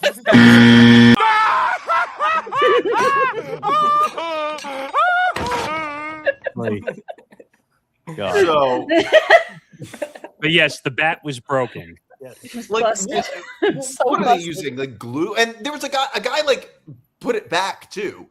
Yes, but like didn't fix it. So it just, like, left it there. Like if there's a strong gust of wind, the thing's gonna fall down again.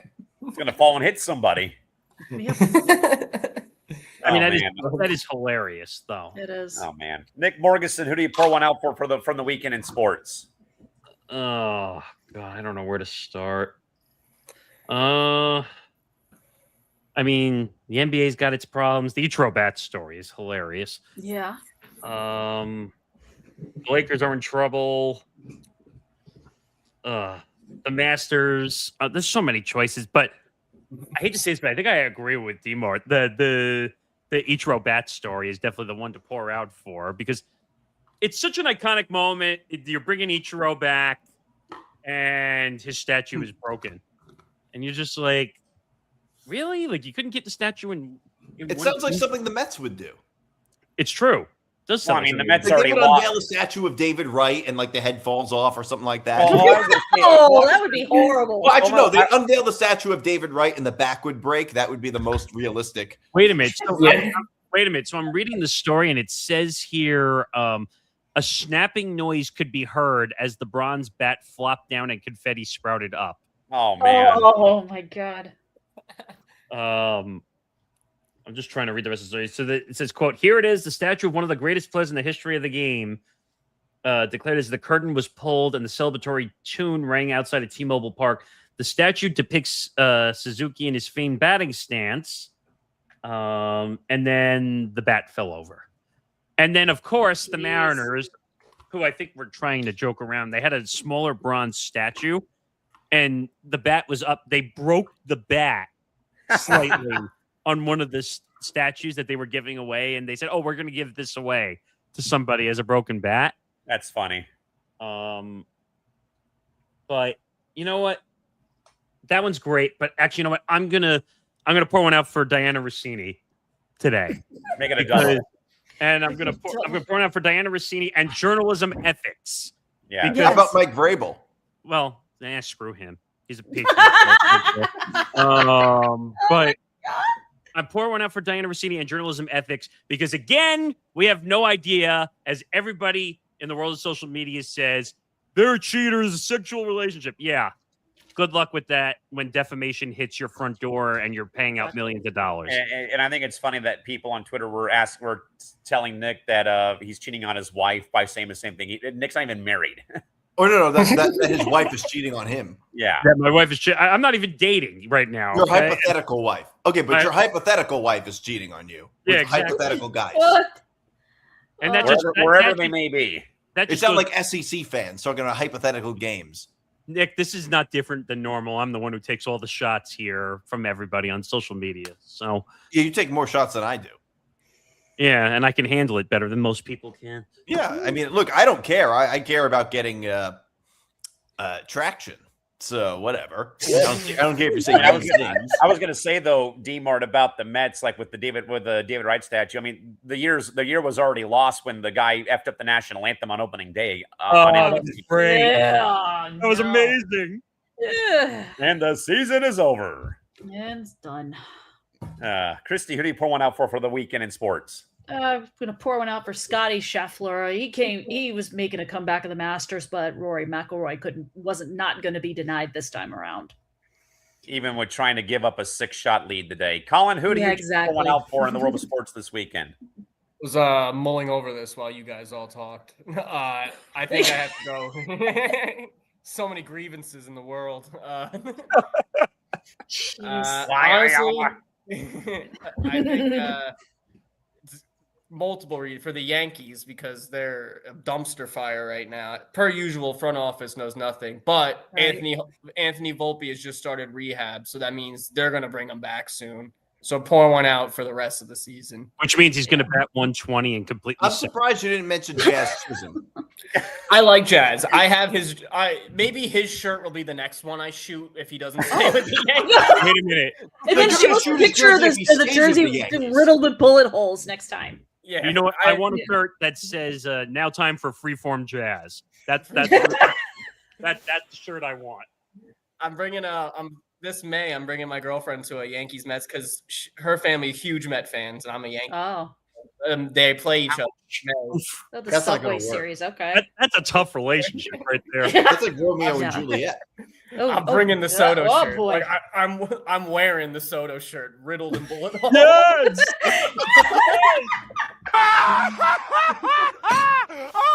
Sure, you wear an undershirt. Yeah, we'll see how hot it is. I was going to say, who needs an undershirt? It's going to be like scorching hot when you wear it when you put it on. Yeah, if it's like 90 degrees out, that's just doing me a favor. 90 degrees, humidity. Air conditioning right there. Just makes sense to Yankee fans who keep saying "fuck" Juan Soto at a game. Which I join don't in the understand. chance on that one. Like, dude, he doesn't play for you guys anymore. That's like Michael Kay. Michael Kay went off on the Yankee fans on his radio show. Like, y'all need to get over it. He's not coming back. It's over. Last year, it was just fun to hate because I just love to hate. But like, I'm not that. Yeah. I just love to hate. It's fun. Nothing wrong with that.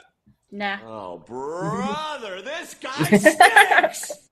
You don't have that intro anymore.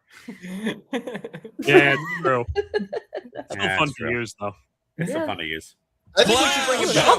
Clown show, clown show, clown show. Speaking of New York. There's this. Oh, and there's this one. Make it make sense to me. Make it make sense to me. Oh, God. Yeah. All right. Sorry. 2 minutes to go here. Well, with that, With that, though, I'm going to pour one out for the Detroit Red Wings of the NHL, who now are the owners of the NHL's longest active playoff drought, with the Buffalo Sabres making the postseason for the first time in 14 years. The Red Wings now are on year 10 of being out of the postseason party. They lose to New Jersey last night 5-3, and they are booed off the ice at Little Caesars Arena by their fan base. And Todd McClellan, their head coach, said he agreed that they should have been booed off the ice. Maybe Todd do a better job of coaching their team. How about that?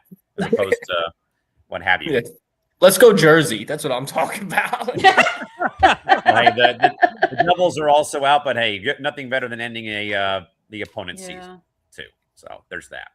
With that, though, in mind, guys, we lock up shop for our first 3-hour marathon. Looking at the clock here, hitting of 5 o'clock in the evening on the West Coast. Realizing on a day like today, though, that even 3 hours isn't enough time to capture the madness. We began our journey at Augusta and watching Rory McIlroy trying his best not to blow a 6-shot lead.